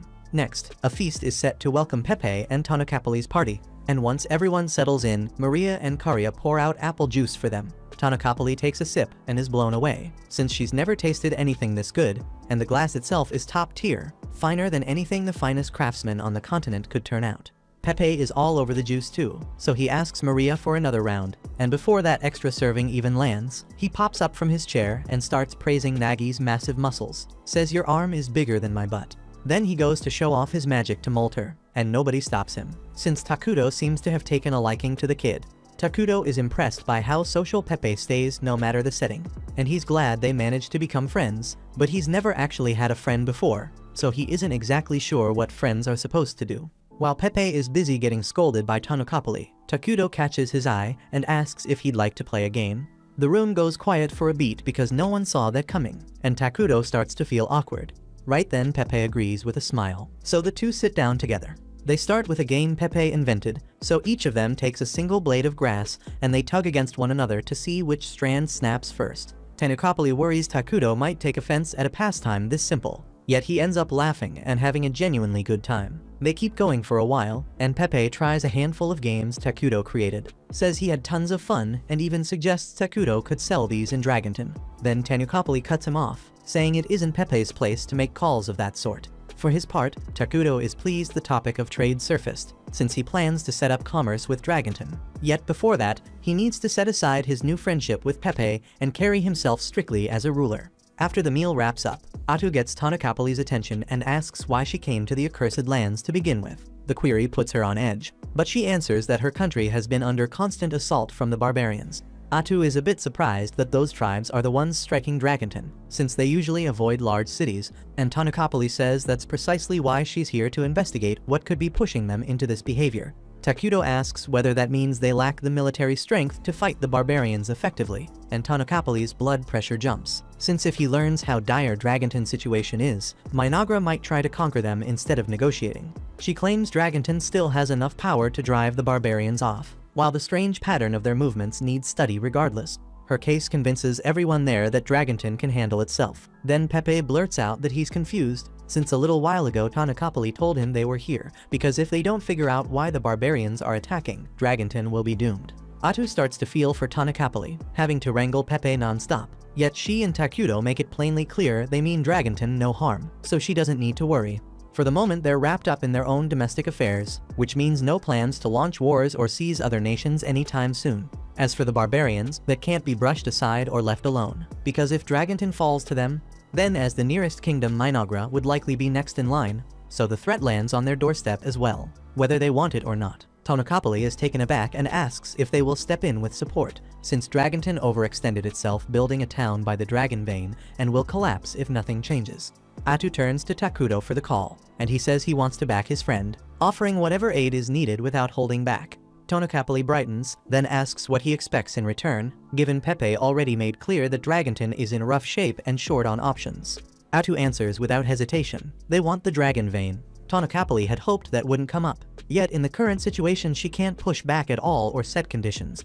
Atu adds that there's no need to panic, since she and Takudo are fine with joint control of the Dragon Vein with Dragonton. In short, they don't need much mana right now, but they want sole authority over choosing the elemental conversion from the Dragon Vein and keeping that choice exclusive to Minagra. Tanacapoli is floored to learn Minagra already has the tech to convert raw mana into elemental power, something that would take Dragonton another 10 years to nail down and polish to completion. It's obvious now that Minagra stands far ahead as a civilization, so an alliance would pay off massively for them in every practical sense. Even so, tradition says the decision is Pepe's. He may be an idiot, but he's the youngest staff bearer and by extension, the future ruler of the nation. He's also sharp at reading people, so she asks whether he wants to proceed with the alliance, and Pepe says he wants to be friends with everyone in Minagra. With that, the two kingdoms make the alliance official then and there, sealing the agreement between them. A short time later, Adu convenes a meeting to spell out the terms of their arrangement with Dragonton. Minagra will ship consumables to their city on a steady basis, and in exchange, Dragonton will deliver metal goods and day-to-day supplies in return. Molter is pleased with the agreement, since up to this point they've depended on Takudo to furnish those items and keep them flowing. But the biggest win by far is access to the Dragon Vein. They have Pepe to thank for how smoothly it played out. Because if he hadn't revealed Dragonton's true condition, then Tanacapoli would have kept up her facade of confidence, and they probably wouldn't have made any real progress on foreign ties. On top of that, Dragonton would have been destroyed long before Minagra could step in with aid. So Takudo starts wondering whether Pepe is really an idiot, or if he steered things on purpose to land the best outcome. Moving forward, Atu suggests they talk through how to handle relations with Dragonton from here on in. Maria and Karia, a bit adrift, ask whether anyone even knows what kind of country Dragonton is. They were so locked in on the talks that they forgot they had never set foot there, not once, and a major piece of sustaining foreign ties is knowing an ally's culture and values beyond the paperwork. Back when Takudo used to play the game, he only had to press a button to set friendly status, so it never occurred to him that he would actually need to put in the work to maintain an alliance now. Since they know so little, Atu proposes that the first step be to survey the capital crescent moon, but it sits a long way from Minagra, so a proper look would take a while and eat up time. Takudo says they can park that for the moment, because the top priority is helping Dragonton beat back the giants. Still, Molter notes that visiting a foreign nation isn't something they can do on a whim. There are protocols and formal rules they need to follow. Maria and Karia raise their hands and ask if it would be fine to go there just to have some fun, and childish or not, it's a solid plan. If they frame it as a friendly call before dispatching an official delegation, they can set out right away without delay. Molter then steps up to go, but Takudo figures he's a bit too senior to send as a messenger to the other nation. Molter would basically read as Minagra's top magic chancellor, so that's a hard no. The same goes for Nagi and Emlea. Since their posts carry equal weight, they need someone Takuto trusts who isn't ranked that high. Right then, Maria and Karia lift their hands to volunteer. Takuto shuts the idea down immediately because he's worried it could be dangerous, and Atu offers to take the trip instead. But Molter reminds her she's Takuto's most trusted confidant, which makes her practically the most important person here after Takuto himself. At that point, Maria and Karia walk up to Takuto and remind him he gave them the freedom to make their own choices. So right now they want to do everything they can to help him, even if there's risk involved. Takuto is reluctant to approve sending them, but he can't bring himself to say no to faces like that. So in the end he agrees to let them go. And Atu gets jealous that Takuto caved to someone's cuteness other than her. Emily still isn't fully at ease about sending those two alone, but Takuto says it's fine since he already has solid bodyguards in mind. Afterward, he heads back to the throne room, and Atu is still pouting about him giving in to Maria and Karia's request, so he isn't sure how to handle it. He turns to Maria for help, and she tells him to say exactly how he feels, so he decides to try. He walks up to Atu and apologizes for making her uneasy. She doesn't need to worry about being replaced. He's extremely grateful for everything Atu does, and for the fact she's always by his side. He tells her there's no one he'd rather be with, and that's all Atu needed. In fact, she's already picturing a happily married life with Takuto, and he isn't sure what's running through her head, but he's glad she isn't angry anymore. A short while later, Takuto takes Maria, Karia, and Atu to the clinic, but they don't see why he brought them there since none of them are sick. Takuto explains the clinic was cheap to build, so he put it up on a whim. And since Maria and Karia are heading out on a mission, he figures he might as well send the new plague doctors he made along with them as bodyguards. Takuto introduces the doctors to the group and tells Maria and Karia that these medics aren't just skilled at treating wounds and curing sickness. They're also trained to fight and defend them during the trip. Atu steps forward and makes it official, saying the medics are being assigned as their guards on the journey to Dragonton. On top of that, they're expected to observe and learn everything they can about the local culture while they're there. The medics get fired up about their mission, promising to do their best to blend in with the humans and study as much as possible. Takuto is amused by how eager they are, so he decides to hand out an early reward. From now on, he says, they'll go by the names Akiro, Gyro, and Saburo. The medics light up at their new identities, thanking him over and over. Their excitement is a bit much though, and Takuto and Atu start to question whether sending them as guards was the smartest idea. But Karia clearly isn't a fan, while Maria just laughs and enjoys going along with their antics. At the same time over in Dragonton, the mayor, an elf named Antic, is completely stressed out after being buried under paperwork all week. She only took the role thinking it would free her from the suffocating politics of the elves' nation, maybe even give her a chance to meet someone decent and build a normal life. Instead, she's stuck with a sore back from sitting at her desk all day, plus a drinking habit she can't shake. To make things worse, she was just told she'll need to cooperate with the so-called forces of darkness to protect the city, and she's never even heard of this place called Minagra. Suddenly, there's a knock at her door, and it startles her so much she snaps at her assistant to go away. She instantly realizes she's being harsh for no reason, so she takes a breath, changes her tone, and asks what the visit is about. The assistant says there are people here to meet with her. Antic asks if they have an appointment, and when she hears they don't, she tells her assistant to send them off, claiming her time is far too valuable to waste on unplanned visitors. That's when her assistant explains these guests are emissaries from Minagra. As soon as Antic hears the name, she knows this has to come first, so she hurries to brew some tea and goes out to meet with Maria and Karia. Once she reaches the meeting room, Antic introduces herself as the mayor of Dragonton and greets them warmly. What she doesn't expect, though, are the three dark figures standing behind Maria and Karia, and it throws her off a bit. She silently wonders what Tanukapali was thinking when she struck a deal with people like this. But since it's her responsibility now, she sits down and thanks them for making the long trip. Maria and Karia give their names as emissaries of Minagra, and Antic praises them for their courtesy. Inside, the first thing that crosses her mind is that they're dark elves, and she can't ignore how suspicious the three figures behind them look. She assumes they must be assassins, but she forces herself to stay composed, keeping her tone friendly. She apologizes for not arranging a proper welcome celebration since she didn't know they'd be arriving, but Maria and Karia reassure her that it's no problem. As Antic thinks it over, she remembers Tanukapali once mentioning twin dark elves being groomed by the king to become future leaders of Minagra. When it hits her that those very twins are sitting right in front of her, panic creeps in. If she makes even one wrong move, she could ruin Dragonton's relationship with Minagra. Trying to stay calm, and asks what their business is. But since there's no real official reason, Karia hesitates, unsure how to respond. That's when Gyro speaks up, explaining to Antic that they came in answer to staff bearer Pepe's invitation to visit and have some fun. He frames it as two students traveling to learn about the local culture, saying they'd rather avoid anything too official. Antic feels an instant wave of relief, since that means they're not here to negotiate alliance terms. If Maria and Karya are truly just tourists, it saves her a massive headache, though she knows she still has to tread carefully. The last thing she wants is to spark an incident with Minagra. She tells the twins they're welcome to stay as long as they'd like, and offers to personally show them around the city. Maria and Karya ask if that's really okay, and Antic answers with a smile, saying she knows every corner of Dragonton and would make the perfect guide. Deep down, she's eager to leave a good impression on the twins to strengthen ties between Dragonton and Minagra. On top of that, it gives her a reason to ditch her endless paperwork, so there's no chance she'd turn down the opportunity. The group heads out into the town, and Antic spends the entire day guiding Maria and Karya through the city, and all of them seem to be having a good time. Over in Minagra, Takuto is stuck under his own pile of paperwork, yet he keeps checking in on how Maria and Karya are doing, and he's glad to see they appear to be enjoying themselves.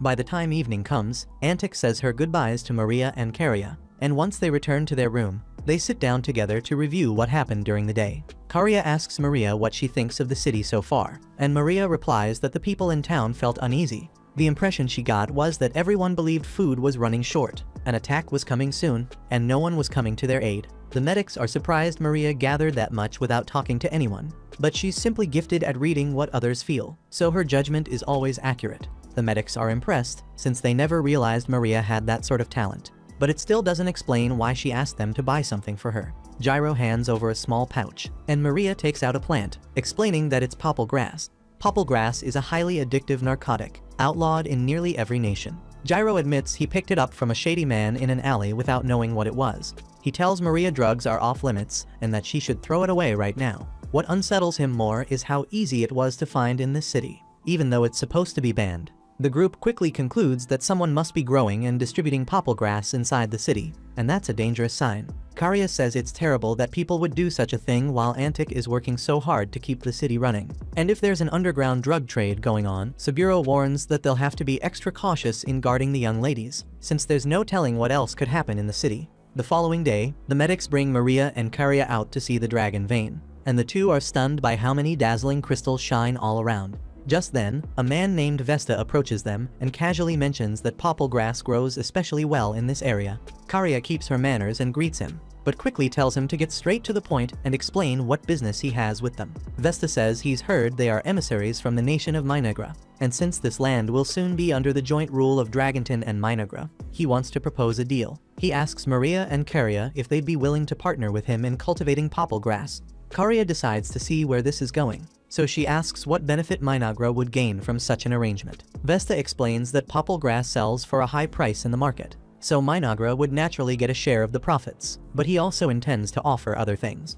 Karya presses him to clarify what sort of offerings he means, but he says it's far too illegal to discuss out in the open. Instead, he hands her a map with a hidden meeting spot marked on it and invites them to hear the details there. Karya hesitates, but after a moment she accepts the map. Vesta grins and says he's always glad to work with people who are evil-aligned since they can understand his way of thinking. He complains that the current mayor of the city insists on pointless rules like banning drugs or forbidding human trafficking, but he's confident that once the king of Minagra takes control, things will be far more favorable for his business. A few days later, Maria and Karya meet with Antic again, knowing they'll be leaving the city soon. Antic tells them it's been wonderful getting to know the twins, and they thank her for being such a generous host during their stay. They ask if there's anything they can do for her before they go.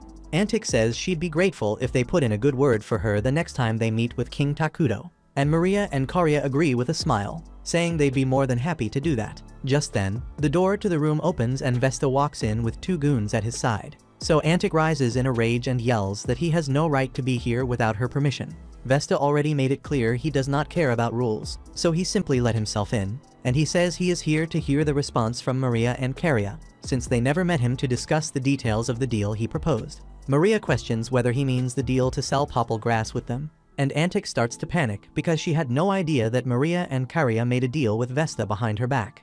And if Vesta managed to get Minagra on his side, then the city is going to be ruined. Maria reads what Antic is thinking and tells her she does not need to worry, since neither of them would ever consider working with a bastard named Vesta, and they assumed he would be smart enough to understand that not showing up to the meeting he set up means they are not interested.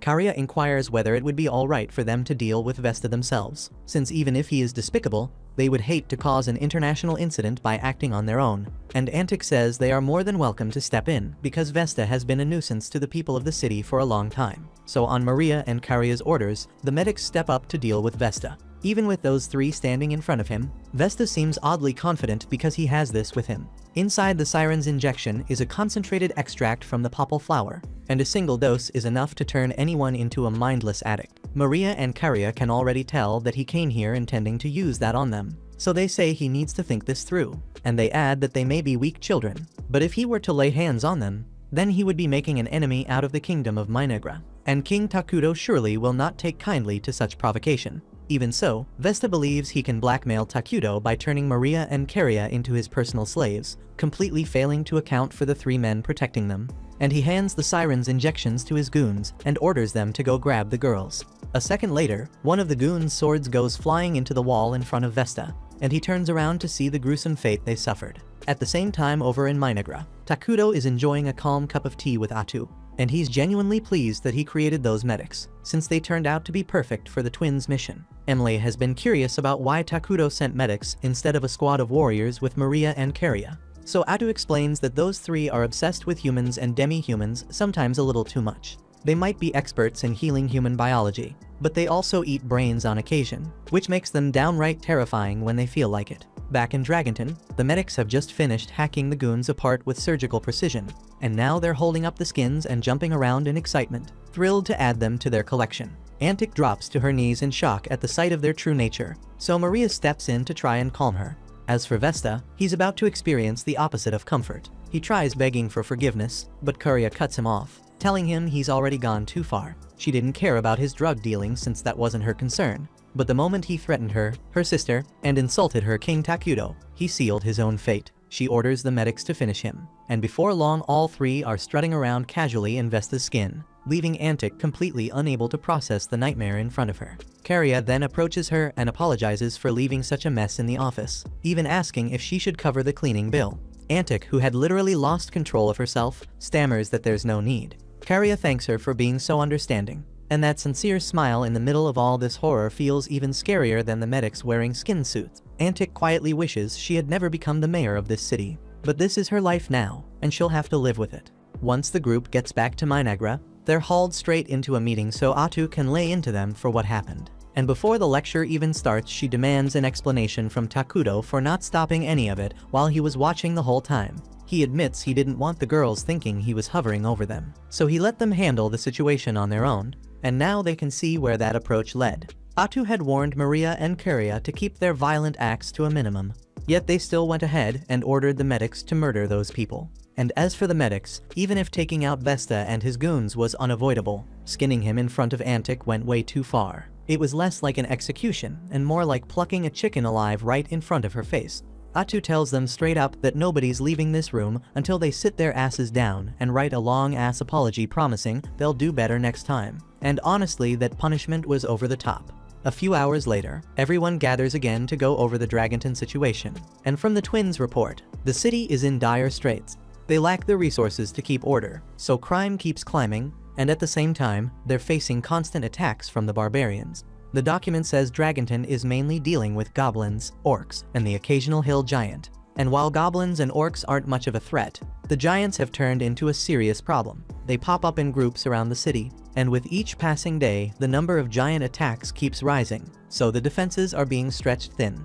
Molter assumes the reason no one in Dragonton has figured out the giants' attack patterns is a lack of early warning, because normally the sharpened senses of beastmen would be enough to spot enemies before they strike. Yet the scouts must be exhausted after all the non-stop fighting. Either way, if nothing changes, Dragonton is bound to fall in the near future, so Nagi suggests sending a large force to bolster the city's defenses. Emily agrees they should send aid. However, she doesn't think splitting Minagra's forces is wise, since pulling their immediate labor reserves to Dragonton right now would leave farming and construction understaffed. Atu cuts in and reminds everyone that she'll be joining the mission herself, so they won't need as many soldiers as Emily fears. The others are a bit shocked to hear that, but when they think about Atu's knack for stealing skills, it does make sense she'd want to be out there. While she's gone, someone has to handle her mountain of paperwork, so Molter offers to cover the admin side. Nagi chimes in saying he'll handle national defense, but the second Emily hears that, she looks uneasy. Up till now, Minagra's defense has leaned almost entirely on Atu's presence, and no disrespect. But Nagi on his own ain't protecting shit if something serious comes knocking. Nagi knows she isn't wrong, but Takuto already had a counter ready. He tells the group he'll soon be creating the hero Ayla, and she'll become the backbone of their defense while Atu's away. Molter calls it perfect timing since they've already stockpiled all the materials Takuto asked for, and the others praise him for being such a forward thinker. Truth is, it's just dumb luck Takuto never expected Ayla would be needed this soon. But hey, letting them believe he's some master strategist isn't bad for his image. With the major issues handled, Atu asks Takuto if there's anything else he wants to bring up. The whole planning session went smoother than he expected, and he's struck by the difference compared to back when he played the game in the hospital, spending endless hours trying to plan alone. Now he's got people he can lean on. He tells them they're all doing great work, and hearing that kind of praise straight from their king pushes everyone to aim even higher. When the meeting wraps up, Takuto steps outside to the huge stockpile of resources they've been saving so he can finally summon Ayla. They had to ration heavily to build up this much, but now it's time for all that sacrifice to pay off. Maria and Karya ask what kind of person Ayla will be, but Takuto admits he has no clue. Aside from Atu, Ayla will be the very first hero summoned into this world, so no one really knows how it's going to turn out. Atu promises him that if Ayla ever rebels and tries to kill him, she'll put her life on the line to protect him. Having her nearby makes Takuto feel safer, but he still tells her to put her own survival first because she's way too damn important to lose. Takuto starts the summoning ritual, and once all the resources vanish, a cocoon takes shape in the air. Ayla is set to appear any second, so Takuto braces himself. Turns out he was stressing for nothing, because the moment Ayla lays eyes on him, she bows and thanks him for giving her the chance to stand before him. She calls herself the queen of all bugs and pledges her eternal loyalty to Takuto and the kingdom of Minagra. Takuto feels relieved that Ayla is still loyal, but just to confirm, he asks if she remembers who he is. After a pause, she finally recognizes him as the same Takuto who played the game for years. She says it's great to see him again. But before things get too emotional, Atu steps between them and presses Ayla to say if she's really serious about serving Takuto here. Ayla also recalls Atu from back then, and she finds it amusing that Atu is trying to act so strict, so she pats her on the head. Atu blushes and snaps at her to just answer already, and Ayla responds that there's no one else she'd rather follow. Takuto was the only one who ever pushed her to her full strength, so working beside him again is an honor. Still, she shifts to business and asks Takuto to explain what's happening right now, since she isn't sure of her role yet. A bit later, Takuto, Atu, and Ayla are back in the palace, and he finishes filling her in on the situation. Ayla now understands she'll be serving as their defense hero for the time being, which frees Atu to leave on her mission without leaving Minagra exposed. Even so, Atu hates the idea of going. Ever since they arrived here, she and Takuto have stuck together, so this is the first time they'll be apart for a long stretch, and they're both going to miss each other badly. By the next morning, Atu and her squad head out for Dragonton after she says her goodbye to Takuto, and with her officially gone, Ayla steps up to work. She promises to do her best to make sure Takuto enjoys this game. But after just one day at his side, she notices he can't really handle much on his own. It's already midday, and the guy is still knocked out on his throne. Then Maria and Karya come out and mention to Ayla that Takuto usually sleeps until noon, and if he dozes past that, Atu is the one who goes and wakes him. Ayla shakes her head at that, saying it's not fitting, so she calls him out for being a king who sets a bad example by staying in bed so late. She wants him up earlier from now on, and Takuto says he'll try. But Maria and Karya can't believe how quickly Ayla got him to agree, since Atu usually lets Takuto do whatever he damn well pleases. Seeing the twins makes Ayla remember something, so she turns to Takuto and says she'd like to borrow Maria and Karya for the day. Takuto doesn't mind, but he asks why she suddenly wants them. So Ayla explains she'd like them to guide her around the kingdom since she's still unfamiliar with the layout. Takuto figures it's a solid idea because it will also give Ayla the chance to properly map out the kingdom's defenses, so he signs off on the tour. While she's on the subject of approval, Ayla points out that his people will be coming to request his consent soon, so he'd better make sure he handles it right. Right then, Emily walks into the chamber, so Ayla and the twins step out. Emily comes straight to Takuto and asks him to review the labor reports for the week, and Takuto takes the documents. Inside though, he's uneasy as hell, because this is the very first time he's had to talk to Emily without Atu or the twins there. Emily notices his silence and asks if there's an issue with her report, but Takuto quickly says that's not the case. He actually thinks her labor allocation looks fine, but starting next week, he asks her to ease up a little on resource collection since they no longer need to stockpile extra with Ayla already summoned. Emily thanks him for the input and says she'll get on it right away, but Takuto is already drained from that single exchange. The problem is, he's still got a pile of meetings lined up after this, so it's clear the rest of his day is going to be long as hell. At the same time, Ayla and the twins are out on their walk, and Ayla asks them to give her a full rundown of the facilities in Minagra so she can get oriented. They start by showing her the government office where all the paperwork is filed, and right then they spot Emily hurrying around with a tight look on her face. Ayla can tell she's upset, so she asks if something is wrong since she looks swamped, and Emily explains that Nagi has been burning through training gear, and it's blowing up her monthly budget. Ayla reaches over and pats Emily on the head, saying everything's going to be fine, then adds that she'll personally scold Nagi for being wasteful. So Emily breathes easier and the tension starts to fade. Before long, they head to the training center to wait for Nagi, and the moment he shows up, he dashes past the soldiers and shatters their practice swords to prove how weak they are. This is exactly what Emily was complaining about. So Ayla walks up to Nagi and asks if he really thinks breaking equipment that way was necessary to make his point. Nagi starts stammering an apology, since he gets excited when it comes to training, and he hadn't realized how much damage he was causing. Ayla gives him a light pat on the head and says it's alright as long as he understands the mistake, but he needs to make sure he thinks about his actions carefully next time. Right then, a bell rings through the grounds, so Ayla asks the twins what that means, and they explain it signals dinner time. They invite Ayla to join, so everyone gathers in the main square to eat, and food is served this way because it's far less wasteful to have everyone dine together rather than cooking separate meals.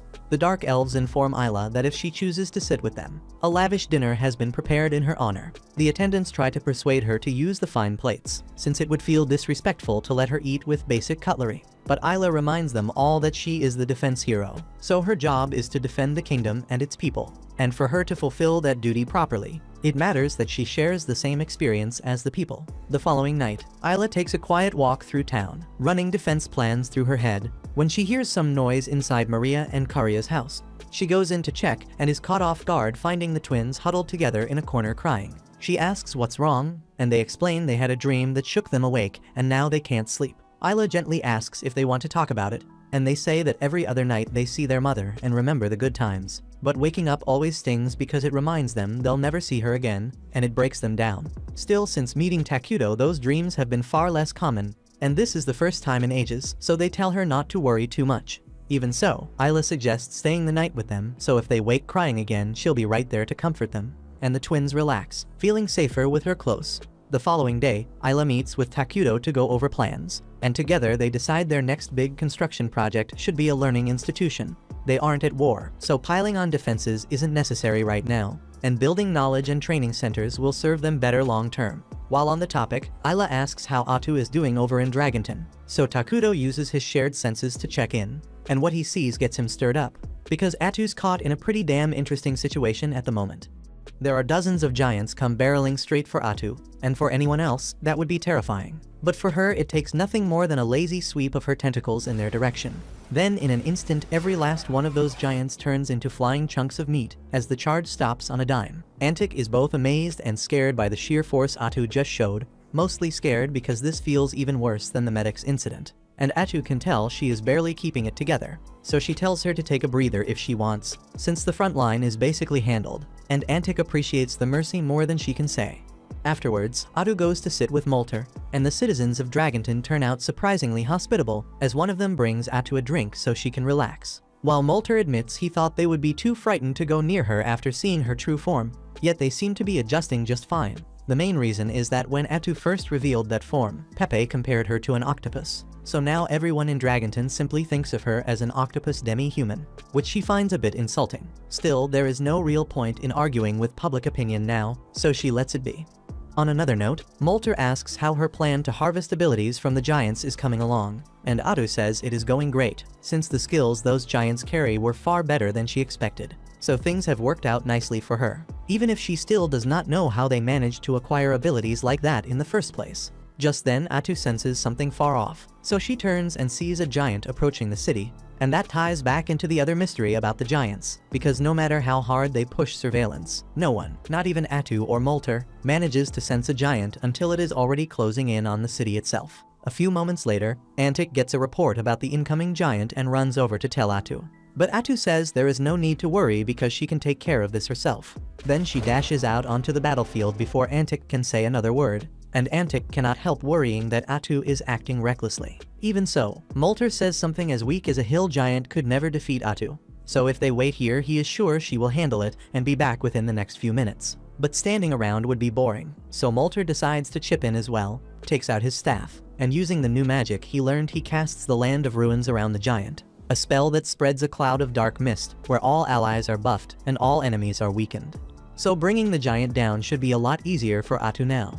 Atu takes the backup without wasting a second, pulls out her sword, and channels the holy sword arts she stole, cutting the giant cleanly in half in one motion. For her, that kind of fight is nothing unusual, so she's about to withdraw, but right then she spots something odd as the giant's body vanishes and a pile of gold coins drops where it stood.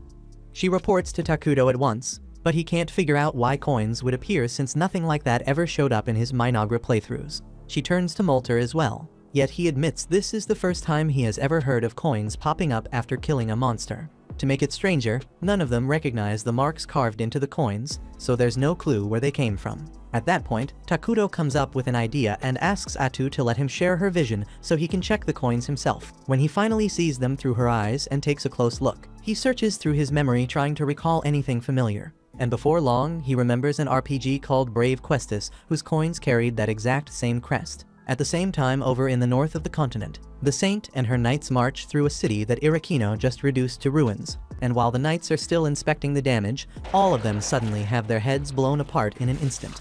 The one behind it is none other than Irakino herself. This makes the 17th time the Saint has fought her, and she's pissed off that Irakino just won't stay dead. Irakino corrects her, pointing out that she has been dying all along, and the Saint has already killed her 17 times. Still, when it comes to victories, Irakino complains that the matchup isn't fair because the Saint is way too strong. Irakino has solid power on her own, but she has never come close to winning, and every death she suffers is agonizing. The Saint snaps back, telling her to shut up since she knows Irakino is only trying to stall. Realizing she's been caught, Irakino seizes control of every corpse around and sends them against the Saint. Even the freshly killed knights are dragged up to attack, and the Saint is disgusted by her nerve. It doesn't slow her down though, and she raises her staff to call forth a storm of fire that wipes out all the bodies in a flash, then rushes straight at Irakino and drives her weapon through her chest. That makes it the 18th time Irakino has fallen to her, and the Saint, knowing she'll be back sooner or later, hopes this at least buys enough time to find a way to finish her off for good. At the same time in Dragonton, a massive army of giants suddenly shows up near the city, and the guards completely lose it since none of them has ever seen so many giants gathered in one spot. By now, Takuto has figured out that the ones attacking Dragonton must have come straight out of the world of Brave Questus, a game where the player takes the role of a hero aiming to defeat the Demon Lord. And the reason there are no alerts before the giants strike is because battles in that game appear through random encounters. Isla had thought about the chance of running into enemies who arrived in this world the same way they did, but she never would have guessed they'd come from an entirely different type of game. The system of Eternal Nations works in a completely different way compared to Brave Questus, yet Takuto has plenty of experience in both, so he knows exactly how to manage the situation when it comes up. On a cliff close by, the ones responsible for the assault on Dragonton, Flamin and Ice Rock, go over their strategy, and apparently they were granted full freedom to do whatever is needed to take land for the Demon Lord. They caught a lucky break because once they were summoned here, the goblins and giants immediately swore loyalty to their demon army, giving them more than enough soldiers to take over this world. Now that he's thinking about it, Ice Rock remembers how they basically dedicated their lives to conquering Brave Questus before ending up in this world. So should they just forget all that and focus on this new place instead? That's a heavy thought, but Flamin isn't the type to reflect, so he says the only thing that matters is carrying out their Demon Lord's command, and they get ready to wipe Dragonton off the map to spread despair everywhere. All the monsters surge forward when Ice Rock gives the order, and he asks Flamin if he's going to join the battle as well. Flamin says he'd rather stay back this time, so Ice Rock can take the honor of leading the fight. Ice Rock thanks him, leaps onto the battlefield, and while he's away, Flamin plans to begin working on the secondary goal of their mission. On the ground, Ice Rock commands his troops to lay waste to the city, when suddenly a thick cloud of black smoke sweeps through the area and every monster begins choking on it. Ice Rock and his assistant mage are stunned since they've never witnessed a spell like this before. But seeing how all the neutral monsters are struggling while the evil-aligned demons like Ice Rock and the assistant are actually empowered, the mage concludes that this has to be a support spell designed specifically to strengthen evil-aligned fighters. Right after that, the assistant is run through the abdomen by one of Atu's tentacles, and once he drops out of the way, she switches her focus to Ice Rock. Takudo mentions a warrior of ice, so she puts 2 and 2 together and assumes he must be one of the Demon Lord's 4 generals. Ice Rock demands to know how she identified him so fast. Atu states she is a hero from the game Eternal Nations serving under her glorious King Takudo. And there is no point saying anything else because everyone here is going to die soon. Back at the city walls, Antic rallies the soldiers and orders a volley, telling them to loose arrows at the oncoming horde. The result looks pathetic, so she pivots immediately and commands a full evacuation of the citizens because they are abandoning the city. Right then, Molter arrives and finds it amusing that Antic is planning to run, but she insists it is the only choice left. For the moment, Molter's spell has slowed the enemy advance, yet that effect will not last, and once the army reaches the walls, there is no realistic way for them to hold the line. Molter gets why Antic is shaken, but he tells her there is nothing to fear because Atu is already out on the field. As long as she is present, they are not going to lose. Before long, she will take the enemy general's head, and with no commander directing that monster host, their formation will crumble and the ranks will turn into a sloppy mess. From there, Dragonton's forces should be enough to finish the job, so there is truly no need to panic. Antic is stunned by how calm Molter stays in a moment like this. Yet when she looks toward the fighting, she sees Atu mowing through the enemy line, so everything he said checks out. It leaves her wondering how powerful the nation of Minagra actually is. Out on the battlefield, Atu is flat out humiliating Ice Rock, slipping past every swing he throws and cutting down groups of monsters at the same time. Ice Rock cannot make sense of how she keeps doing this when he still has not managed to touch her, but she is simply running the plan Takudo laid out. Brave Questus was built with RP mechanics, so its combat model functions on a small scale, whereas Eternal Nations is a civilization simulator, and the attack reach available to fighters such as Atu is far wider than anything a combatant from Brave Questus can bring to bear. Ice Rock shouts at Atu, demanding to know why she's interfering with his plan at all, since she's obviously evil-aligned and should be serving under the Demon Lord to conquer the world just like he does. Truth is, there was a moment when Atu and Takudo thought about world domination, but they tossed the notion away because it would be way too much effort. She's already buried under piles of paperwork as things stand, so why the hell would she want the headache of managing an entire world? Ice Rock zones out at the word paperwork since he doesn't even know what that means, so Atu asks how he expects to govern a world once it's taken. Then she jokes that he must be one of those RPG characters that no one ever bothered giving a proper backstory. Ice Rock doesn't get what RPG is supposed to mean, so Atu tries to jog his memory by pointing out all the countless times he must have been cut down by the game's hero. After all, he was nothing but a mid-level boss created just to be beaten. She says it must suck existing only to lose, and she'd love to say she understands him, but she can't relate to a loser like that. While throwing out those words, she's calmly batting away his strikes. He rages harder and declares he'll crush anyone who stands against his mighty Demon King. But Atu laughs in his face and says the only real ruler here is Takudo, King of Minagra. Atu notices him charging up an attack and thinks he's a fool if he believes such an obvious move could ever hit her. When she tries to step back, she realizes her feet are frozen solid by Ice Rock's frost. She didn't see that coming and is left exposed as his axe slams down into her. The blow hurts badly, and Ice Rock feels proud at landing a clean strike. A heartbeat later, Atu rises back up and kills him instantly. She feels embarrassed that someone this weak even managed to injure her, but the wound closes almost immediately, so it doesn't matter. She then complains about how unfair that skill really is. How can anyone dodge when they're locked in place? And when she checks the ability after stealing it from him, she finds it's literally a guaranteed hit, meaning there was nothing she could have done. With that behind her, she moves to report back to Takudo, but as she tries to call him, her eyes widen in horror when she realizes enemies have already surrounded Minagra. At the same time, somewhere else on the continent, the Demon Lord from Brave Questus is raising a fresh fortress while surveying this new world, and he has already started sketching out how to take the whole thing under his rule. Back in Minagra, a dark elf guard bursts into Takudo's office to warn that hostile forces are closing in. But Takudo was already aware, and he does not look worried. Ayla tells the guard that one of Takudo's abilities lets him grasp everything that happens inside his kingdom. So the moment the army stepped into the forest, he sent word for Nagi to move out and meet them with Minagra's main force. Maria and Karia are a bit rattled by how fast this is unfolding and ask whether Minagra is in real danger. But Takuto says there is nothing to stress over because he already has a plan.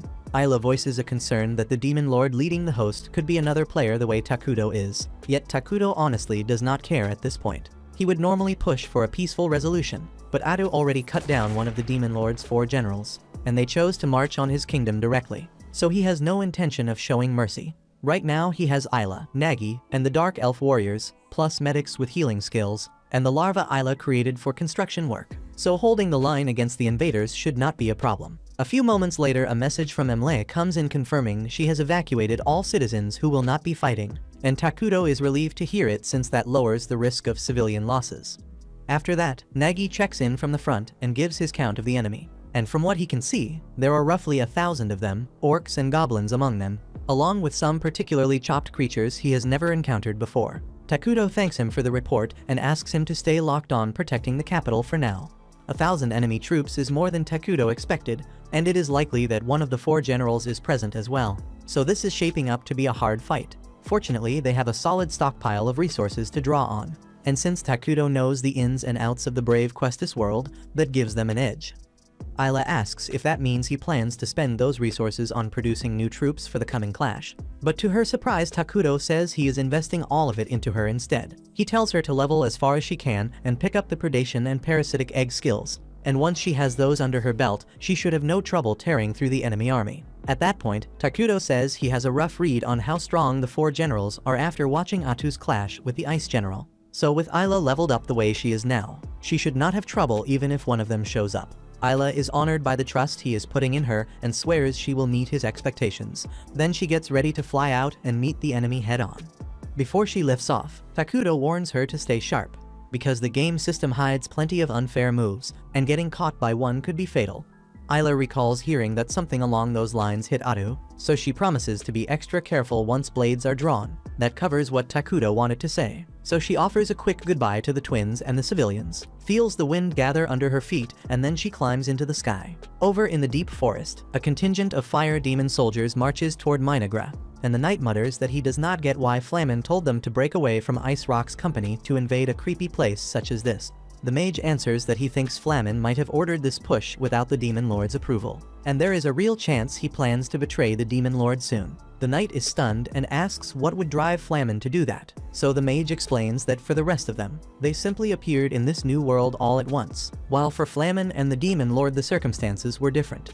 He is about to spell it out when the squad hears something drawing closer, so they pivot toward the sound and spot an orc scout sent to check the forest. Even so, something about the poor thing is off, so they order the orc to keep its distance. When it staggers into clearer view, they see its body covered head to toe in pulsating welts, and the orc begs for help because there are things crawling and messing around inside him, and he has no clue what the hell is going on. Even so, it was already too late for it, because a moment later, hundreds of Ayla's larvae pop out from every inch of the orc's skin and fly towards the fire soldiers. They all panic and start trying to fight off the bugs, but there are way too many of them to deal with here, so the mage orders everyone to retreat and regroup outside the forest. Even so, before they could escape, they heard a voice from the tree line calling them pathetic for retreating so soon. This pushes the soldiers into even deeper panic, so the knight and the mage shout for the attacker to reveal themselves. None of them expected a 10-foot mantis. As Ayla steps out of the trees, she tells them that if they truly call themselves creatures of darkness, then their strikes ought to be far more thorough and ruthless, the way she is about to treat them now, and she makes that point in a voice that leaves no doubt. In plain terms, they never stood a chance, and a few minutes later, Ayla is weighing whether it is even worth eating their corpses, since they do not look very nutritious. Right then, she senses a powerful presence drawing near, so she turns toward it and asks whether he plans to do anything about the soldiers she just cut down. Flamin never cared about them in the first place, not even a little. He introduces himself as one of the Demon Lord's 4 generals, and Ayla feels a spark of excitement hearing the title, because the general walked straight to her and saved her the trouble of hunting him down. Flamin is surprised that Ayla knew he would be here, and she explains that it is the natural conclusion. An army this large needs a strong hand to lead it, and once that hand is gone, the whole host is going to waver and scatter on its own, just as things played out with Ice Rock and Dragonton. Flamin is a bit taken aback to hear Ice Rock was beaten. Then he shrugs and says Ice Rock was always an idiot. so sooner or later it was bound to happen anyway. Isla cuts in and says it is not exactly decent to speak about your own allies that way. Flamin answers that he never liked Ice Rock anyway. He adds that Ice Rock was the weakest of the demon generals, while Flamin is several times stronger, so Isla would be wise not to assume she can put him down that easily. Isla finds his certainty funny, and Flamin doubles down, saying he is far stronger than she is, and after he is done murdering her, he will march over to drag her stupid king off the throne and take him out as well. Up to that point, Isla kept things casual, but the instant he smeared Takuto's name, the gloves came off and her eyes go cold. Flamin notices she is angry now, yet he believes it will not matter and that he will still win. He gathers power, kicks off the ground, and climbs into the air to collide with Isla as the fight finally begins for real. At the same time back in the city, the twins stand guard outside Takuto's office while he uses his power to survey the situation. From what he can tell, Isla has just started trading blows with Flamin, and he is not worried about her at all. They have already confirmed that strikes from Minagra's heroes hit far harder in real combat than anything from clown game mechanics. So it is only a matter of time before Isla wins, just as Atu did. At the same time to the south, Nagi and the elf warriors deploy in a defensive ring around the capital to stop any of Flamin's soldiers from slipping through, and Emily handles the civilians. Everything appears to be on track, yet Takuto cannot shake the sense that something is about to go very wrong. The twins notice the look on his face and ask what is wrong, but he cannot pin down the source of the unease. He asks them to consider any variables he might have missed, and they admit they have no idea what he means. Out on the battlefield, Flamin and Isla have been clashing for a few minutes now, and Flamin is honestly impressed since he had no idea the so-called freaks of this world were that strong. Hearing this skeleton-looking clown with a burning ass call her a freak ticks Isla off, so she sends a cloud of her larvae at him. They swarm and cling to his body, and normally that would be the end, but he pours on the flames, burns them to ash and breaks free. He jokes that it is not fair for Isla to be the only one summoning minions, then plants his arms at his sides and in moments, a pack of orcs and goblins materializes around him. Isla is taken aback because she did not know Flamin could summon as well. And the worst part is that he does it without spending any resources, which means he can repeat it whenever he wants. Curiosity gets the better of her, so she calls a timeout and says she has a question she wants answered. Flamin has no interest in talking and ignores her, hurling more fireballs that force Isla to block with fresh larvae. He sicks his new troops on her, so she turns parasites loose, infects the lot, and pushes him back long enough to carve out space. From there, she asks why he chose to strike at Minagra, since splitting off when he was supposed to be hammering Dragonton was not exactly a wise move. Flamin tells her that if her king has not told her the truth by now, then she ought to reconsider who she serves. But Isla has no clue what he is hinting at, and even if she did, it would not shake her loyalty to Takuto one bit. Flamin expected a line like that, yet hearing it out loud pisses him off, so he demands to know what she thinks her role is. Isla answers that she is a hero of Minagra and a faithful servant to King Takuto, and that reply gets under his skin even more. He cannot grasp how she can call herself a servant with pride and conviction, and then it clicks for him. She serves her king by her own will, which means she actually enjoys it. He, on the other hand, is chained to the demon lord no matter how he feels, because that is how his game was coded, and he hates every second of it. Even so, he believes that once he completes his mission and wipes out everyone here, he will finally be released from that forced servitude. As he says this, he cuts loose with his full power. Now that Isla understands he is chasing freedom, she feels a flicker of sympathy, not enough to matter. Flamin hunts her across the sky in a roaring torrent of fire and eventually lands a clean hit, and for a moment he thinks it is over. To his disappointment, Isla had wrapped herself in a cocoon before the blast, so she pops out and tells him he will need to try a lot harder than that if he wants a real win. Driven by frustration, Flamin starts rapid firing at her, but she slips past every shot until his mana finally runs dry and he is left wide open. Isla cuts him across the chest, and as the end closes in he remembers the strange being that spoke to him and the demon lord before they were summoned. That thing promised him freedom if he could destroy this entire world, yet he realizes a puppet like him could never pull off something that grand. Even so, that does not mean he is about to quit. Moments later, Isla splits Flamin in half and the fight is decided, so she reaches out to Takuto to report. All at once, the line drops and Maria and Karia appear right in front of her. Isla has no idea what is happening, so she orders her larvae to shield the twins, and right then, Flamin's corpse begins to move again. Takuto can see everything unfolding over there, so he tries to reach them, only to get an error that the chat function is unavailable right now. This has never popped up before, and it sends him into a quiet panic. Isla is just as alarmed because she has already tried pinging everyone she can, yet no reply comes back. She then refuses to gamble with the girls' safety, so she scoops up Maria and Karia and takes to the air to get them out of harm's way. Still, after flying for a while, they somehow loop right back to the same spot as before, and the ground looks unchanged. Right then, Flamin starts laughing at how absurd the situation is and says there is no skipping allowed for this event. Isla reels at the sight of him speaking since she is convinced he died earlier, and when she goes in to hit him twice, he barely reacts to the damage. Flamin tells her there is nothing she can do to stop what is about to trigger, and he adds that he is already dead anyway, so taking his head now would not alter a thing. She swings again, only this time her strike stops in midair as if an invisible hand seized it. A heartbeat later, a message flashes across Takuto's heads-up display that says important characters are protected during cutscenes, and the pattern finally clicks for him. He rifles through his memory of the Brave Quest storyline, and it comes back to him that after you kill Flamin he pops back for a brief window, and blasts the entire party with an attack that cannot be dodged. Meanwhile, back on the battlefield, Isla and the twins still have no idea what is coming for them. Even so, she keeps her voice steady and tells the girls to breathe because everything is going to be fine. Flamin laughs again and says he is moved by how much Isla cares for the twins, yet she will not be able to keep that promise. Isla drives at him in a flurry, striking again and again in the hope of ending him before he can touch the girls. Still, nothing she does has any effect. Flamin explains that he is technically already dead, so she would not be able to kill him even if the scenario were not shielding him.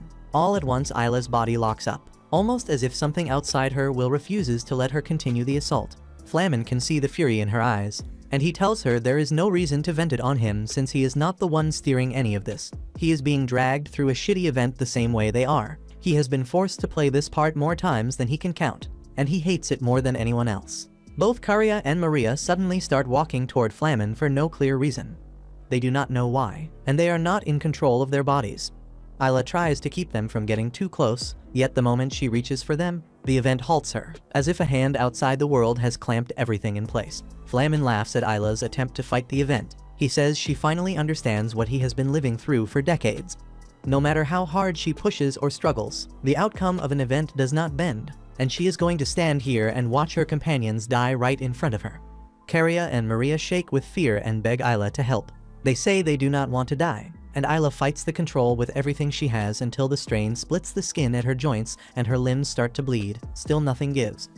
Flamin tells Isla she is wasting her strength because he knows from experience that once an event locks in, there is no way to stop it. He calls Isla a fool for believing she has been acting out of her own free will. He says people like her, Flamin, and even the Demon Lord are only pawns in a game. All Flamin ever wanted was to take charge of his own existence. Yet now he sees the being that promised him freedom was lying the whole time. There is no such thing as free will for characters built to follow a predetermined script. He curses the being for the trick, and he spits out Takuto's name as well because he thinks the player is just as bad as the rest. A user who treats those around him as nothing but tools to spend. He adds that if he is doomed to die anyway, he will take some comfort in knowing he is dragging one of Takuto's favorite characters down with him. Isla pleads with Flamin to wait. Still, he says there is nothing he can do to stop the cutscene. A beat later, his body detonates with Maria and Karia right beside him. When they come to, they find themselves at the heart of a vast crater with 60% of Isla standing over them. The event required that someone be forced to die from Flamin's attack. So just before the blast landed, Isla threw herself in front of the girls to shield them. She feels relief that Maria and Karia survived. Yet the two are horrified by Isla's condition. They rush to her and insist she return to town at once so they can treat her wounds. They try to reach Takuto for help and nothing gets through. They try again and again and the channel stays dead. The girls start to panic because they have no idea what to do. Still, Isla tells them there is no point calling anyone for now since the medics have no means to mend damage on this scale. She says her time is short and asks them to listen closely to what she is about to say. She adds that she is going to die here today. Yet before that happens, there is something she wants to place in their care.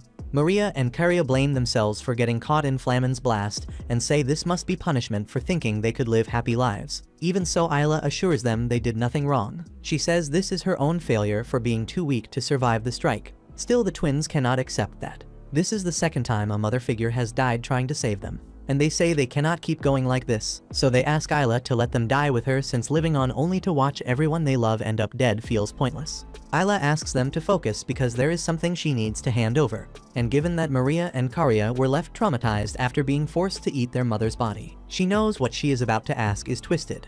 Yet she pushes her hand into her chest and tears out her heart, then asks the twins to consume it and keep living for her sake. Karia and Maria break down in tears and refuse because they do not want to relive that horror. Still, Isla explains she has a skill called royal succession, and by having them eat her heart, she can pass every one of her skills and abilities to them. She apologizes for failing to stay by their side the way she promised. Yet this is the limit of what she can do now, so she asks them to take her heart and live their lives to the fullest.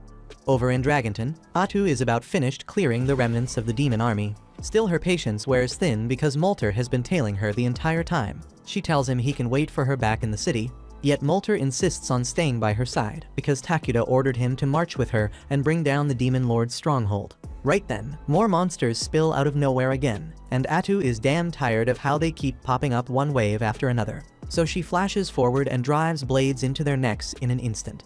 A moment later, she receives a notification. But she cannot believe what she just read, and a damn raw scream rips out of her before she can stop it. Molter reads the danger in her face and warns everyone to get down if they want to live. After a few tense breaths, Atu reins herself in and apologizes for losing her composure. Molter says it is fine, then asks what could have pushed her that far, and Atu tells him plainly that Isla has been killed. Back in Minagra, Takudo sits in shock over Isla's death. He knew about Flammen's famous scripted event, still he did not think it would carry over into this world. He tries to open a line to Isla again, yet this time a message responds that she no longer exists, and he drops to his knees in despair because he has truly lost one of his beloved heroes. In the Brave Quest, one branch of that event ends with a single person sacrificing themselves and handing the remaining power to two others, and that is exactly what has played out here.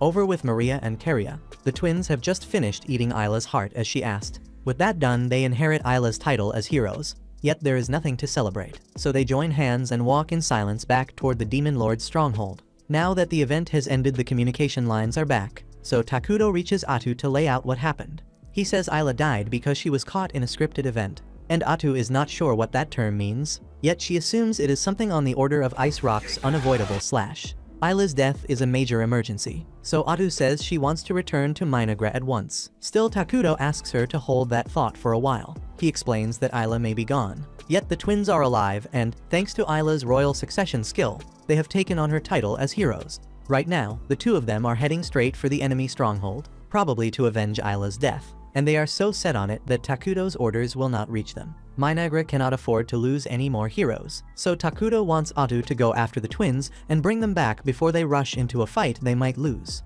Atu understands why he is worried, yet she argues against the plan because leaving him without a hero at his side is not wise. It would leave him exposed to enemy strikes. Takudo appreciates Atu's concern for his safety. Still, she is the only one he trusts to rein in the twins, and bringing Maria and Karia home in one piece takes top priority. Then he tells Atu this is a direct order that she has to follow, so she says she will handle it and sprints off to intercept them.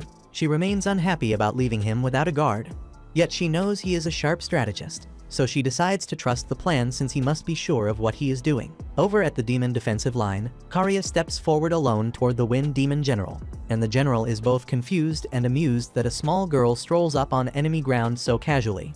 She is about to give the word to kill Karia. Then the girl opens her eyes and calls up a new power. On Maria's side, the mood is different. She has always been a little unhinged, and losing Isla shoved her over the edge. She then twirls in front of the Earth Demon General and talks about how the world hates her, and the general cannot decide how to read the scene, wondering if this girl is just insane or straight up escaped from the madhouse. Meanwhile, back with Karia, every monster in the ranks begins to scream in pain, and the Wind Demon General realizes Karia did something to them, so she moves to end it and lashes out with a cursed wind strike. Even so, Karia now bears the Divine Light ability, which cancels every curse that touches her, so the wind does nothing. The instant Karia meets the general's gaze, skin starts to slough clean from bone. Another of Karia's gifts lets her lay a deadly flesh-eating curse on a target, and within minutes, the Wind Demon General's face melts away as she dies.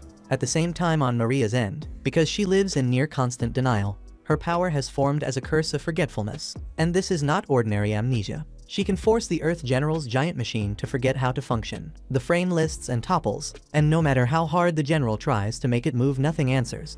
The fallen machine thuds into the earth and stays inert. After that, Maria draws on a second ability, one born of the trauma of eating two mothers, a telekinetic bite, and when she shuts her mouth, she tears a huge chunk straight out of every golem and the fallen machine. The Earthquake General is the only one left. Maria can see how scared he is, so she uses her power to make him forget his fear, so he quiets down. And once he stills, she takes a bite from him as well. When the massacre ends, the twins walk away from the field in calm steps. Their footfalls echo in the hush that follows.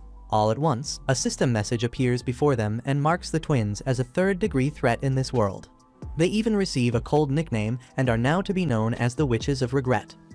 After a while, we watch the girls close in on the Demon Lord, who wonders how they managed to break his army.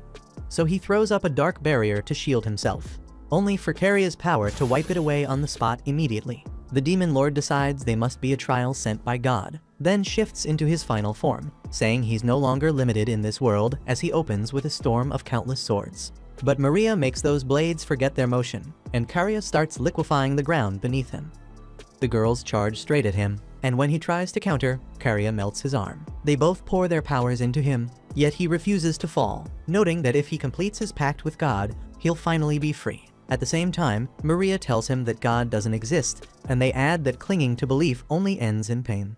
Right then, the Demon Lord swears in his God's name, and his wounds begin to knit, but he's suddenly cleaved in two by a shady kid who appears out of nowhere. At that point right there, the girls wonder who he is, and they're furious that he ruined their revenge, so the boy tries to calm them down. But the girls choose to kill him, and at that moment Atu flashes in and freezes them with her new skill, impressed that it halted the twins mid-action. She says Takuto ordered them to return, but they still insist on finishing the boy who blocked their path. Atu gets irritated with them, thinking the power went to their heads, so she gets ready to stop them by force if needed. Back in the past, the girls recall how Takuto told them they could do whatever they wanted. Yet they also remember he told them to act in a way their mother would be proud of. So they think of Ayla, and they snap back to their senses. After that, the girls apologize to Atu, and the boy seizes the opening to run off like a creepy crawler. Atu seems to have a guess about who he is, but she lets him go since she thinks they can't handle him right now. Takuto then receives Atu's report, and he's relieved it's finally wrapped up and fully contained. Still, he realizes he got careless and decides he needs to watch out for mechanics pulled from other games. After that, we see the boy once he gets away, and he blames his god for telling him to rescue the twins. At that moment, a servant meets him and says that God apologized for what happened. But he's still annoyed. Suddenly, a giant looms up behind him, but he cuts it down instantly, and we learn he was reincarnated into this world as well. Then they head out to save the world. Over on another front, we see Saint Selena face the witch Irakino for the 19th time, and she's set on uncovering her secret. We learn she has tried killing Irakino in every way she can think of, even sealing her magic. Yet Irakino comes back each time. Irakino stays confident she'll win in the end, and a die lands on 100. Irakino can't believe she rolled a crit, and she figures she finally became the strongest after changing her character sheet 19 times, while Saint Selena lies on the ground, unable to stand. After that, Irakino praises the dice gods, and it appears her next target is Minagra. Meanwhile, Takuto broods over how they lost Ayla because of his own arrogance, and as frustration boils up, he ends up smashing straight through the floor of his house. He's startled by that raw strength, so he tests it again on a massive tree. Right then, he realizes he isn't merely steering things in a game, because he himself is also a unit in this world, and he can't believe he never noticed it. After that, they convene a meeting to go over what happened, and Atu thinks the twins should be punished, but Takuto tells everyone they did nothing wrong. He then apologizes for his carelessness, which stuns them all, and he vows to bring Ayla back to life. Atu believes it's not possible in their position, but Takuto reminds her of the Ascension Victory condition from his game, where their civilization rises to a higher plane, and they will be able to restore everything. Atu thinks that Victory condition is too hard to reach, and everyone will turn on them once they realize that's what they are aiming for.